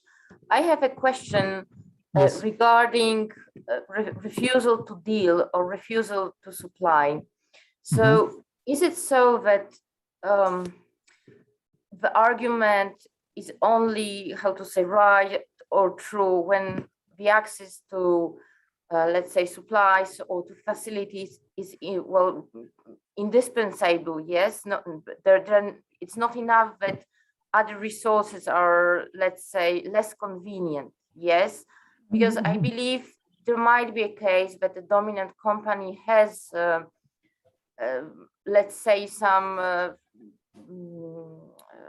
well, facilities, but they're not the only one. If, for example, customer wants to replicate or use, it may, ask to other competitors or to other suppliers, and the summary of their network will be, same as the one of, let's say, presumably dominant company. So is it important that it's indispensable and not just less convenient? Right. So, and this is the law on what has been called essential facilities, which is also a concept coming from the US, where, for example, Bronner, you had this distribution network. You have also example of Harbor, where you have a ferry line, which has its own port facilities, and competing ferry line claims that it needs access to that port facility because otherwise it has to take passengers, 50 kilometers away, etc. And so in those situations, really you need to show that access is indispensable because the Bronner case law is often relied upon really to stress that it's exceptional when you can claim access to the facilities of your competitors. Really, there must be no alternative. But we have also this notion of indispensability in the more classical cases of refusal to supply information or to supply to grant licenses, where each time you have a situation of an upstream market, so you have somebody who has an IP right often, or some information that you need in order to operate in a downstream market in a competition with that company. Again, it must be indispensable. But it must be, if I can say so, even more indispensable when you are trying to have access to the facilities of a competitor, based on this Bronner case law. Okay, thank you very much. Okay. Well, Intel. So as I said, this is the case I've been waiting for 40 years. I'd hoped that Microsoft would give me this opportunity to again see an abuse of dominance decision annulled by the court. But I had to wait until, in fact, last week. So very quickly about the historical background of Intel. Intel is about, fidelity rebates, exclusivity rebates. So rebates conditional on exclusivity. I will not enter into too many details, but we have to know that whether these rebates were really conditional on exclusivity was disputed, because in fact the rebates in the Intel case mostly took the form of payments made by Intel, and the conditionality was implied and was based, in the case of some OEMs, PC manufacturers, on internal correspondence inside the company. Because it's a case where there was a US complainant, there was discovery in the US, so a lot of information, hundreds of thousands, if not millions of emails and internal notes, etc., were the subject of this discovery and used to provide ammunition, to provide evidence to the commission, including evidence about the corporate mind of a company like Dell, for example, was working. But okay, so let's assume that these are exclusivity rebates. Now, the old case law is, European sugar industry is very old, but the case law always cited for this kind of practice is Hoffman-La Roche, 1979, where the court operates a distinction between two types of rebates: quantity rebates, so which are just linked to the quantity purchased. So the more you buy, the less you pay. That's fine. And then fidelity rebates, where the amount of the rebate is disconnected from the quantity purchase, and it is explicitly linked to the customer's obligation or commitment to buy all or most of its requirements from the dominant company. So all or most, that would mean 80, 85% or more of your requirement. And the court essentially said, well, that's bad because in fact, it's a way of rewarding your customers for not buying from your competitors. That's bad. So this was exclusivity rebates. Then comes Michelin 1, and this was a case in which my firm was involved, 1983, which is a different type of rebate. It's a case which takes place in the Netherlands, where Microsoft has a subsidiary.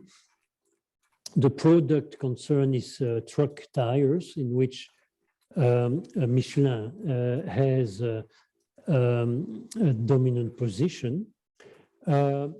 And the rebates involved here are not, Hoffmann-La-Roche type rebates. These are individual target rebates. And it works like this. At the beginning of the year, the Michelin sales representative visits the various dealers, and to the small ones, it says, well, if you last year you bought 80 tires, or if you buy 80, you get at the end of the year a retroactive rebate of 1%. If you buy 100, it will be 1.5. If you buy 120, it would be 2%. And then he goes to the big customers and offers the same rebates, but with higher quantities. For one, it will be 800, 1%, 1,000 tires, 1.5, 1,500, 2%. So individual rebates. And the commission and the court upholds this, says these are not fidelity rebates because there is no exclusivity commitments, but there is a pressure exercise on the dealer. And so these are fidelity building rebates. In French, rabais fidélisant, fidelity building. And there is this explanation, you see, well, about the situation of the dealer at the end of the year, 1st of December. He wakes up and he says, oh, gee, 30 days left in the year. Well, how much did I buy from Michelin this year? Ooh, only 85. Well, if I buy 15 more, then I will get an extra 0.5% for all my purchases of the year. That will be a lot of money. So then at that point, he thinks about only one thing, buying Michelin tires, and nobody else can sell to that dealer. So this idea of the pressure at the end of the year, which assumes that those dealers are, well, people who cannot compute an average, don't really look at their accounts, are happy people who just live their life and then suddenly wake up in that terrible month of December, and this spoils their Christmas celebrations.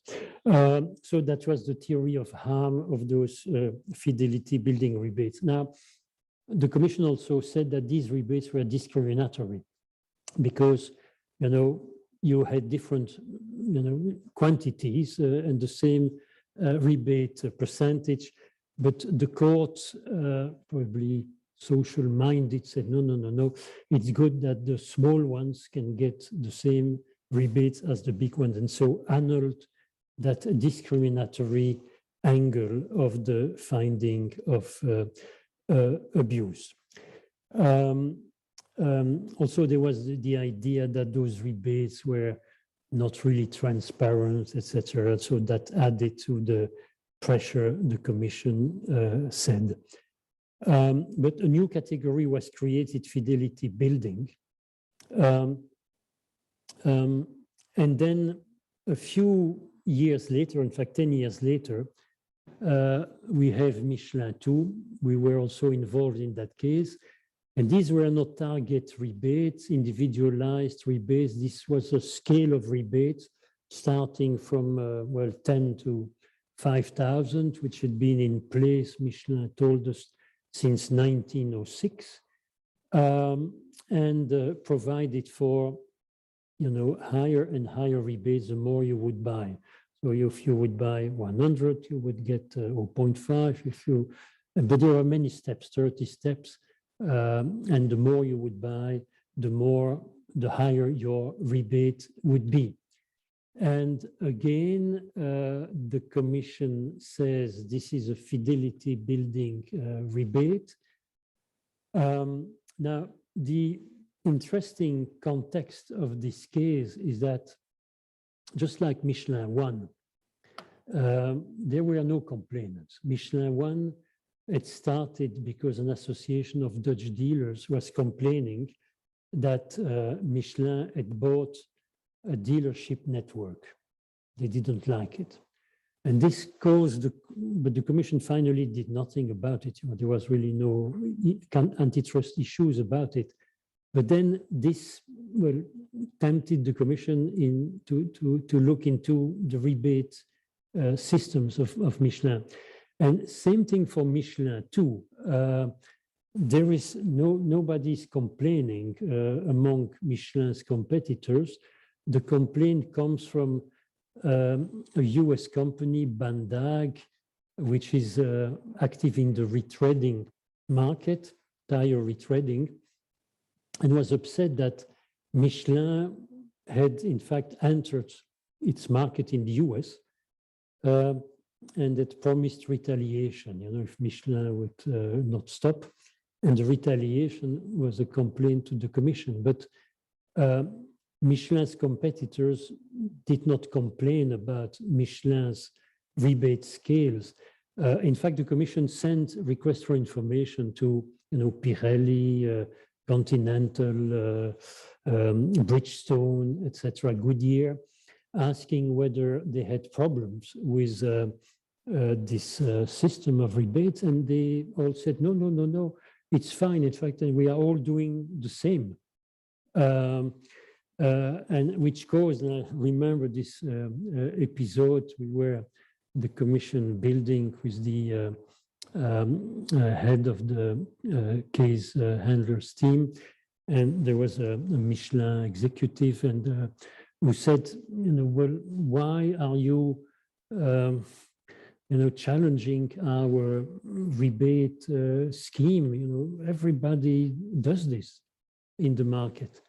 And then I can still see the official saying, yes, but, you know, for you, it's different. You are dominant. And so in your case, it's noblesse oblige, you know, as if there was a kind of, well, rule of business chivalry applicable to the dominant companies who are obliged to refrain from engaging in practices that lesser businesses may freely engage because they are not dominant.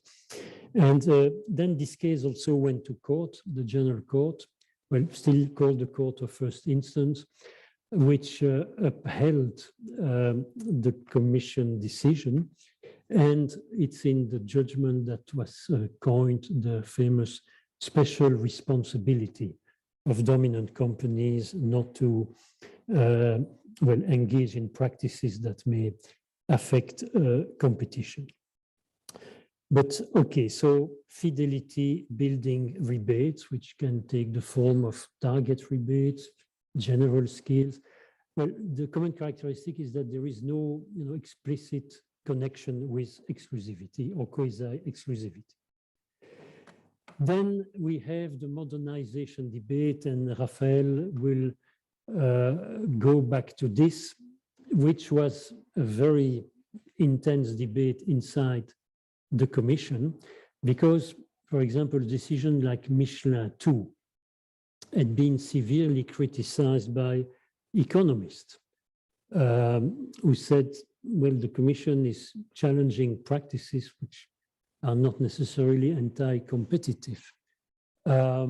Economists also were playing an increasing roles in competition proceedings. Initially, they were absent, but now they were playing an increasing role. Also in 2004, following its disaster in courts in these three cases, Air Tours, Tetra, Laval, and Schneider, where the General Court annulled merger control, Commission merger control decision.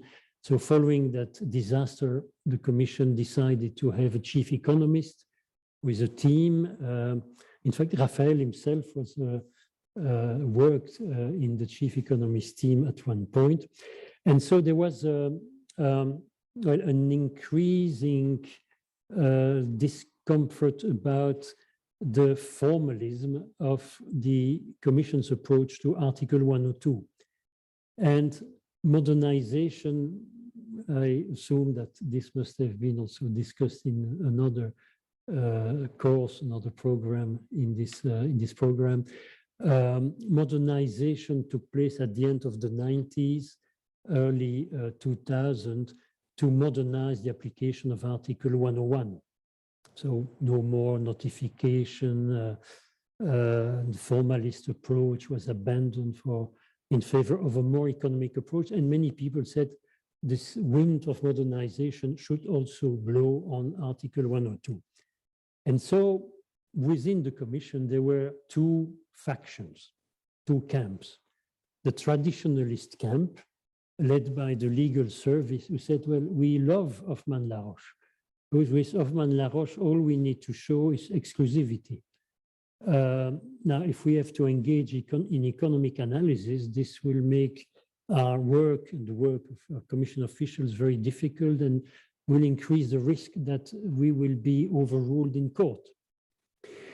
And there were a number of DG Comp officials who were in that camp, but the more modern, the more enlightened ones were in the modernist camp, who said, no, we need to apply an effect-based approach, no more a form-based approach, we must use economic analysis.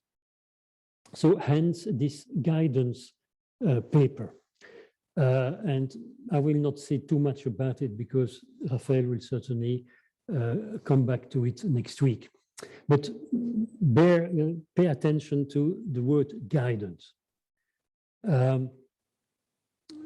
Every year, there used to be a conference in New York, the Fordham Conference in September, a very pleasant month in which to be in New York, which attracted always a lot of Commission officials as speakers, including commissioners. And I remember in 2008, I was heading a panel, and I was told, well, you will have in your panel a speaker who will speak about a topic which will be announced at the last moment. And this was Mrs. Cruz, the commissioner at the time. And she introduced what was to become the guidance paper published in early 2009, supporting the economic approach. And so she makes her speech, and I'd been told that she wouldn't like to receive questions, so she should quickly leave the room. But so I should say a few words about before she does. And so I said, oh, very interesting speech, because we had been wondering whether, we would hear from the Commission on the economic approach. And so I'm glad to hear that there would be some guidelines on Article 102. And she was sitting next to me. She grabbed my arm. Not guidance, not guidelines, guidance. say, okay, guidance on Article 102. And then I realized that this word must have been the subject of extensive discussion. It was not guidelines, it was guidance. And why guidance? Because this paper, and you see the nature of that paper reflected in the Intel decision, was something which was not meant to change the law, was not meant to change Hoffmann-La Roche. It was labeled as something, a paper setting out a number of rules or practices that the Commission would apply to determine whether a case corresponds to its priorities, which is a strange way of approaching it, because these techniques that they had to apply were very complex economic analysis that they had to determine, used to determine whether they would take the case. You would expect things to go the other way around. But in fact, this was just a pretense to say, be careful. This is not meant to change the law. We are not challenging the old case, formalistic case law. These are a set of rules that we will apply internally to decide whether the case is of interest to us, but it doesn't change anything from a legal viewpoint. And of course, there is a section about exclusivity rebates in that paper.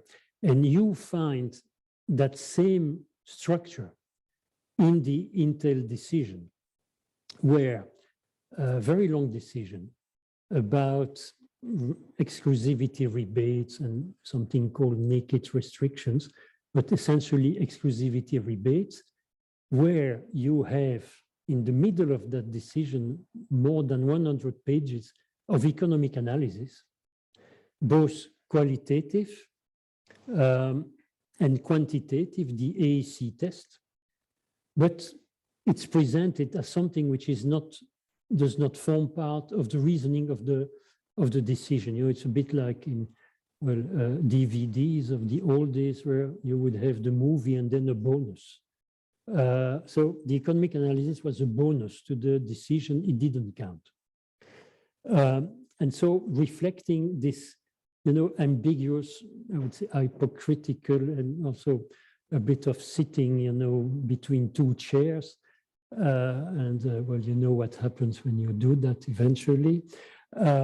So, neither, meat nor fowl, neither fish nor fowl. Okay, so let's see how, okay, so AEC test, but Raphael will speak more about this. Now Intel, very quickly. It's a case involving, you see, a number, not all, but a number of big OEMs. Plus, and that is interesting, here you have a distributor, it's MediaMarkt. And the case involves exclusivity payments to all these these OEMs, as well as MediaMarkt. Now, it's a case where you have a market with two competitors, Intel and AMD, both American. And then, in addition to these rebates, you have naked restrictions, which are, well, you could say something like, bad manner. So conduct, which I will give an example later. Bad manner, so something which is not really a rebate, but bad conduct on the part of the dominant company, also regarded as an abuse.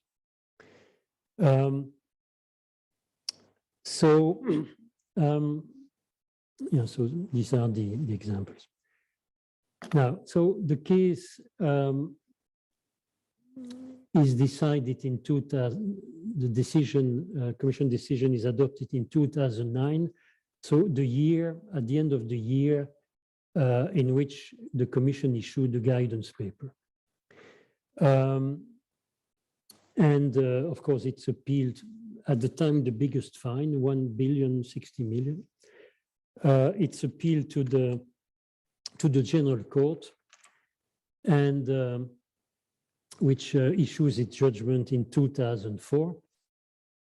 Very thorough judgment in which every single point made by Intel is dismissed. And well, we are involved in that case. We represent ACT, an association of tech companies supporting Intel. So essentially we are in the Intel camp. And so every single argument is dismissed. So it's a very thorough, very radical. But in a sense, the beauty of that judgment is its radical character. For example, on the rebates, the General Court says, for the rebate to be illegal, all you need to show is exclusivity. It doesn't matter what market coverage the rebate is. There is no de minimis criterion. So even it covers a kind of nothing market, it's illegal if there is conditionality on exclusivity. So extremely radical statements, in fact, highlighting the absurdity of the formalistic approach it is applying. And so in the judgment, the General Court categorizes the rebate puts them in three categories, three boxes. First box, quantity discounts linked to the volume, generally valid. The court does not say valid, it says generally valid, so leaving the door open to some characterization of illegality. So, but okay. Category 2, rebates conditional on the customer purchasing all or most of its requirements, so generally prohibited. Generally because there could be an efficiency defense, but the way it's phrased suggests that you will never be able to qualify. And then category 3, other rebates, so the fidelity building rebates, where the General Court distills from Michelin 1, Michelin 2, and similar cases that you need to consider all relevant circumstances. Okay, so that's the court. And as I say, extremely radical, nothing matters except conditionality. So level of the rebate, duration of the rebate, market coverage, scope of the rebate, all of that is irrelevant. There is no exception. Okay, then, so we have, before we arrive there, so we have a very long hearing in that case, 1 week, 5 days in the court, and one morning is devoted to AEC, because one main argument raised by Intel, supported by ACT, is that the Commission conducted an AC analysis in the decision, and it cannot be just a bonus. So you receive a decision where you have more than 100 pages of economic analysis. It must serve a purpose, and the General Court, as I indicated, dismissed all of that, but still there was a morning where the General Court looked at heard the argument raised by Intel about the application of the AEC test in its case. So this was an issue in which, as an intervener, I was more as a spectator than an actor. And I was surprised to see the difficulty with which the Commission officials were responding to Intel's arguments. but there has been a problem with, the team had changed, so I had sympathy. I had sympathy for them, so which is something that I rarely have when I'm in a case confronting them. But really, they looked like lost and had really a hard time responding to the objections. And so at the end of this hearing, the Intel staff said, well, it was a good morning for us. I said, well, I'm not sure, if I were the judge, I think that I would try to deal with these issues of AEC analysis, etc., with a 1,000-meter pole, because it looks so confusing and confused. And in the judgment, the court did not address that aspect. Maybe I need to enter into some legal procedural technicality. In procedural law, you have a concept which, when translated into English, sounds very funny, and most people don't understand it. But the court works in French exclusively, and in French is the concept of surabondant. So when in a judgment you have a reasoning which is surabondant, so which means it's not really necessary to support the conclusion, and in English it's translated by for the sake of completeness.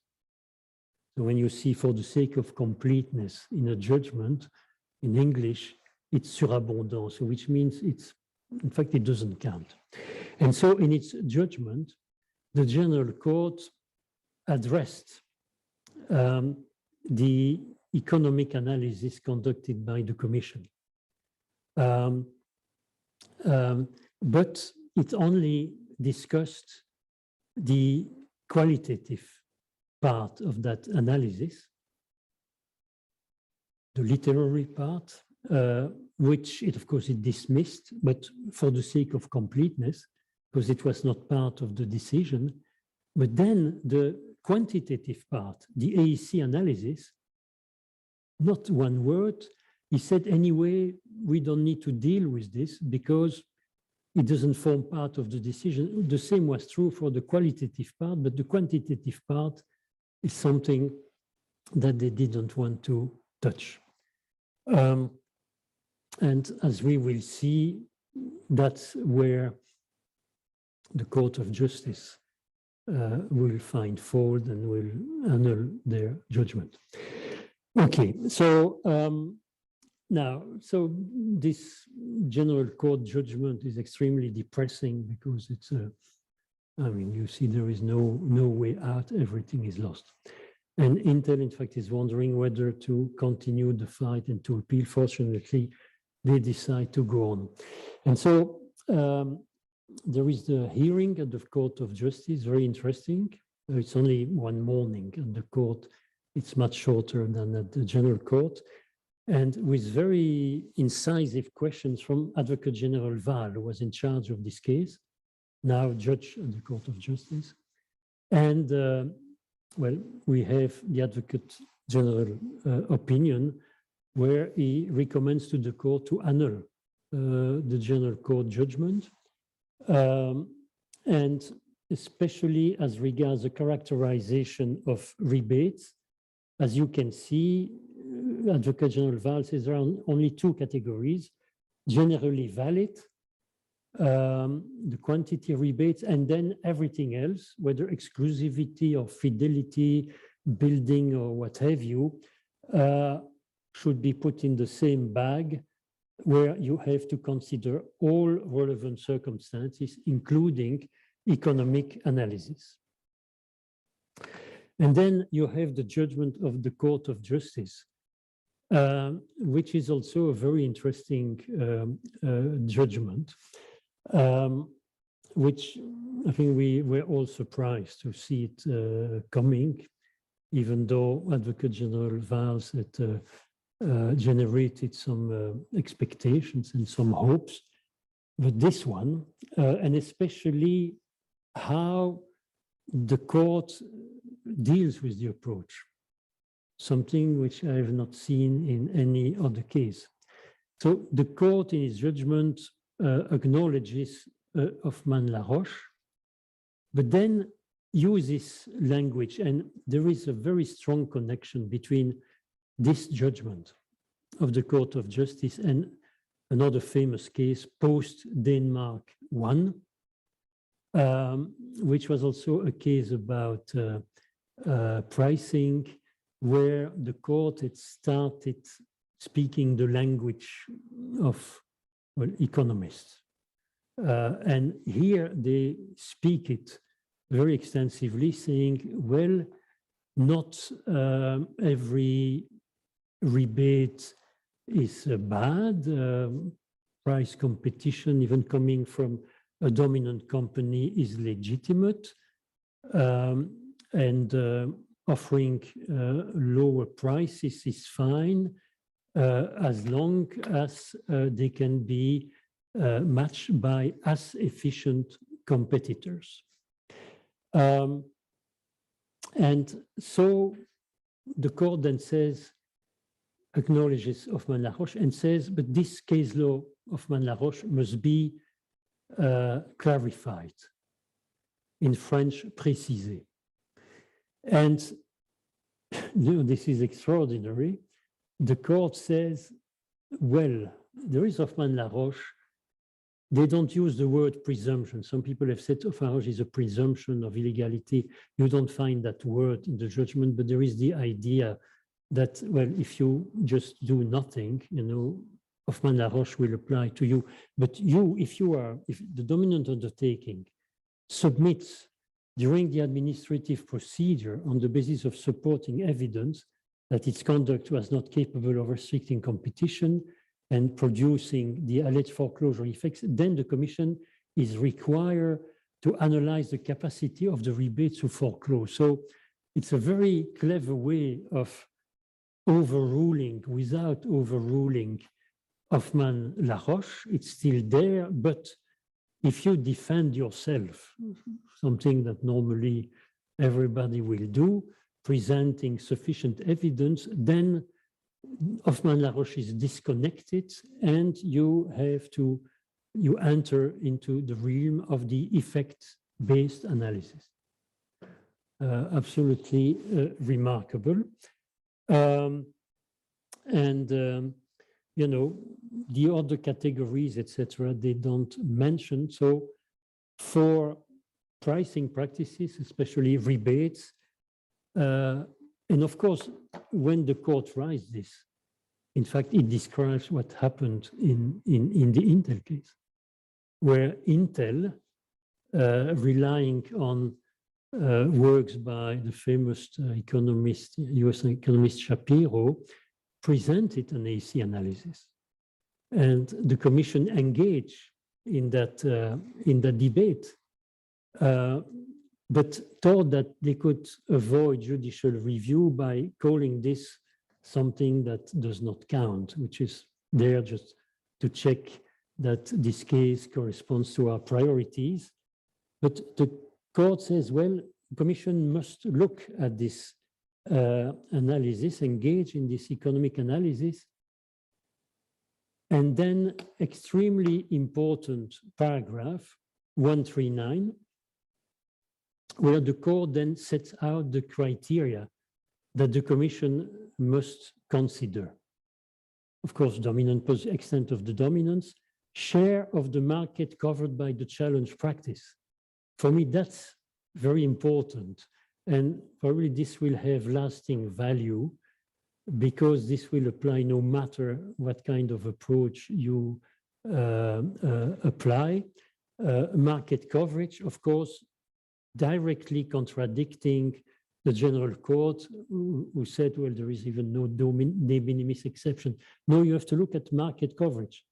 Then the conditions and arrangements for granting the rebate, including duration in an amount and the possible of existence of a strategy to exclude competitors at least as efficient as the dominant undertaking in the market. You see this concept of as efficient competitors repeated, used repeatedly. Now, this AEC test. So it's a test that the Commission applied to determine, I'm not going to go into too many details. I think you will hear more about it next week, but still a few important points.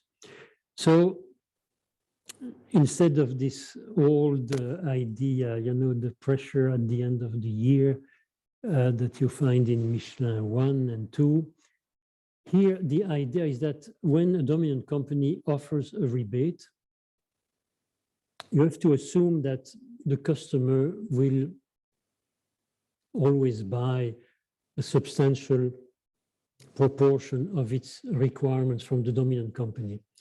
So when there is a payment conditional on exclusivity, this payment is made, in fact, to, or could be made to foreclose a smaller competitor from the share of the market, of the demand of that customer that is contestable, that is open to that competitor. And so you have to assume, in fact, that you have a kind of leverage effect. The rebate, if you can identify the rebate, the portion of the rebate which is conditional on exclusivity, that could be meant to capture the business in that contestable share of the customer's demand. So you need to allocate this payment, this rebate, entirely to that share. And of course, the smaller the share is, the biggest the rebate is, and the lowest the net price after deduction of the rebate is. And if this net price is below a certain measure of cost, and in Intel, it was the average avoidable cost, which is essentially the average, the average variable cost, then, in fact, which is the standard for predatory pricing, then the rebate is abusive because it can't be matched by an as efficient competitor. And so the Commission had conducted this analysis, but thinking that it would never be subject to judicial review for a number of OEMs.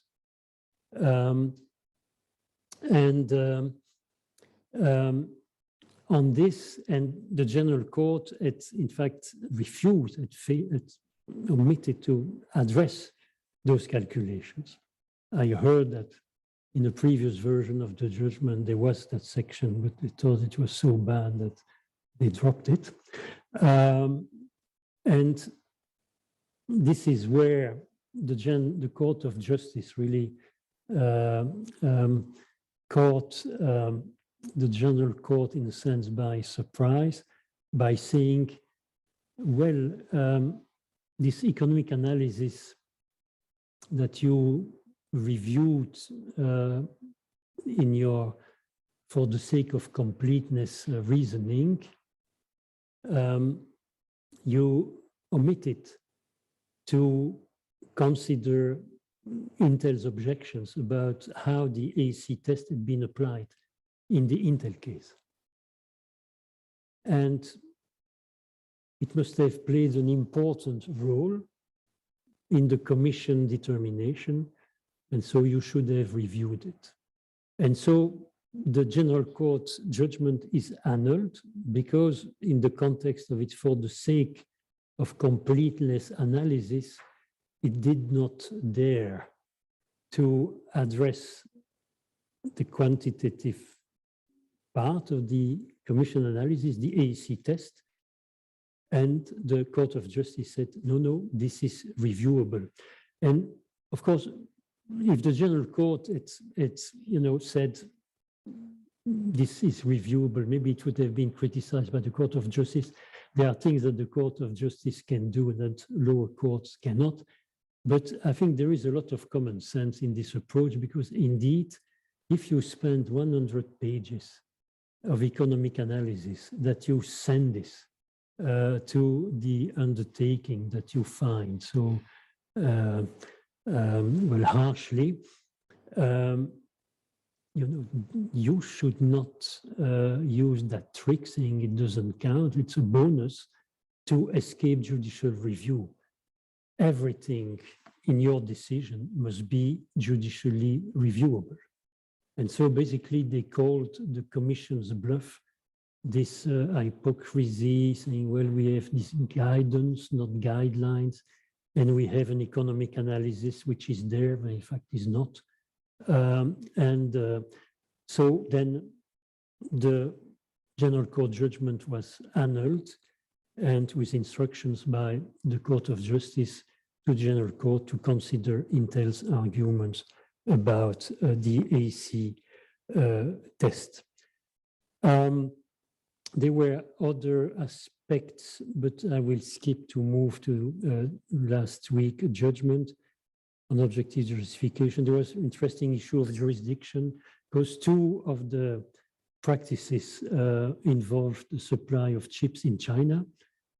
So we argued that this was outside the jurisdiction of the EU, but the Court of Justice said, well, it's a global infringement, so it doesn't matter.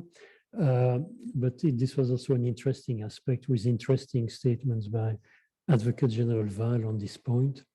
Also an issue of, well, the Commission receiving the visit of Dell executives, and then there were no notes. The visit had not taken place, then they find notes and they are incomplete. But okay, the General Court judgment. So the General Court considered that it's the scope of the remand was limited to the points that Intel had appealed to the Court of Justice. So essentially, the application of the AC test to the rebates. And there it found that the Commission's analysis could not stand. Just a few examples. Now I told you that for the AC test, the share of the customer's demand to which you allocate the rebate is very important. The smaller the share, the higher the likelihood that the rebate will be below cost. So for example, for Dell, the Commission had found a paper, an internal note of a mid-level employee setting this share at 9%. So an assessment that, well, Dell was prepared to buy 9% of its requirements from AMD. Dell, which previously had bought 100% from Intel. But then in the file, there was another note coming from a higher level executive suggesting that it was 12%. Now, the Commission used 9% and found that the rebate was below the cost measure.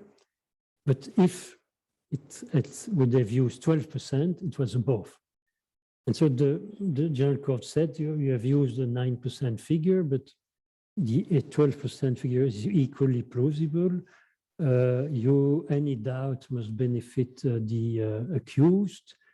Presumption of innocence was not, there no justification for using 9%.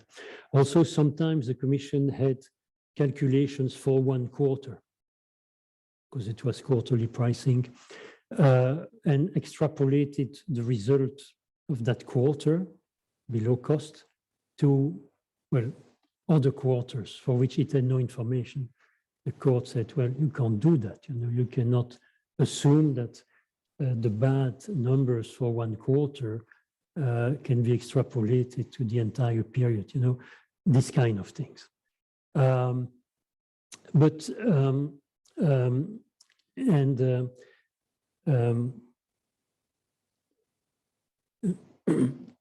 so also another point, very important point, market coverage.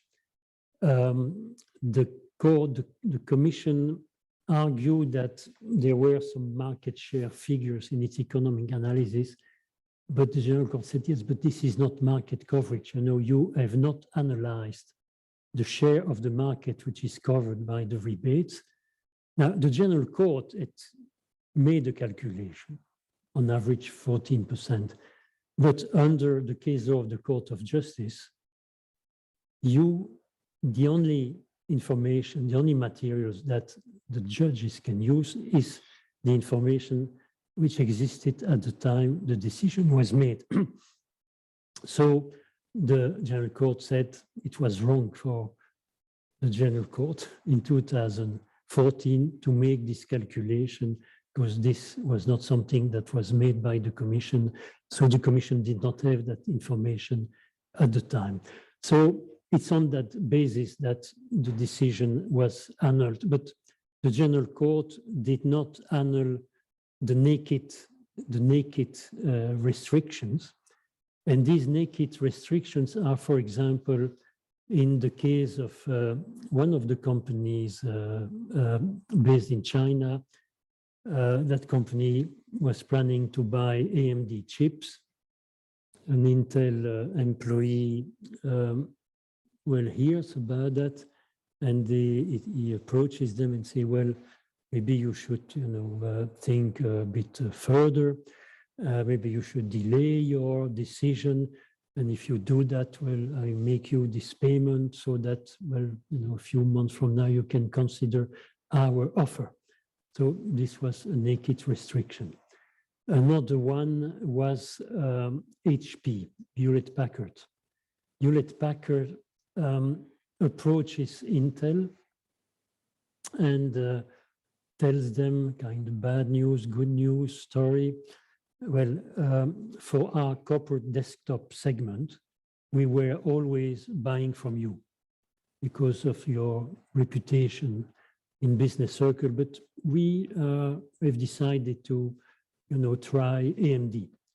And so the bad news is that we will give 5% of our business for desktop to AMD. But maybe more bad news, or maybe good news, it depends on you. It's 5%. But, if you don't give us very good prices, it's going to be 15% that we give to AMD. But if you give us really these really good prices, we keep AMD at 5%. And on top of that, we will distribute our products fitted with AMD chips through secondary channels, direct sales, but not main channels. What about that? And of course, Intel obliged them and offered those good prices. And so this then was the 95%, the commitment to buy 95% from Intel instead of the previous 100%. That was an exclusivity rebate. And this secondary channel, business, that was a naked restriction. Now, those naked restrictions, there are 3 of them, have survived the Commission's review, the General Court's review, which has not annulled them. And I think there is a legal problem with that because the Commission decision was based on the idea, single and continuous infringement, 8 practices, mostly exclusivity rebates granted to the main, important OEMs, from which the Commission inferred that Intel had a plan to foreclose AMD by having access, by closing access to, some gatekeeper OEMs and making life difficult for AMD on a large scale. That was the infringement. And consisting of 8 practices, 3 naked restrictions and 5 exclusive rebates. Now the exclusivity rebates have been annulled. All that is left are the naked restriction, which are very small. So maybe a more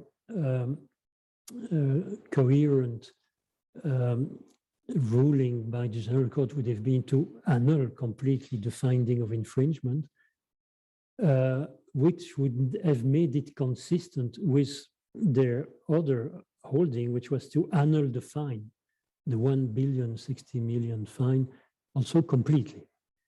And they did that because they said the Commission did not explain the share, the proportion of that fine that relates to the naked restrictions.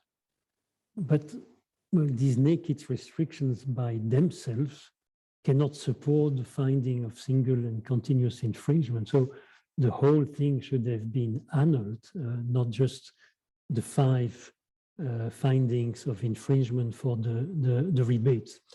So the Commission is a bit, well, of course, unhappy about the outcome. Also unhappy, I heard about the fact that the General Court annulled only part of the finding of infringement, the main part, but annulled the fine completely. And of course, this is a costly proposition for the Commission nowadays, because under the Printeos case law of the Court of Justice, the Commission now needs to pay serious interest, default interest at the level, I think, of 4.5% over 12 years, so which makes this fine a very good investment, considering the current interest rates.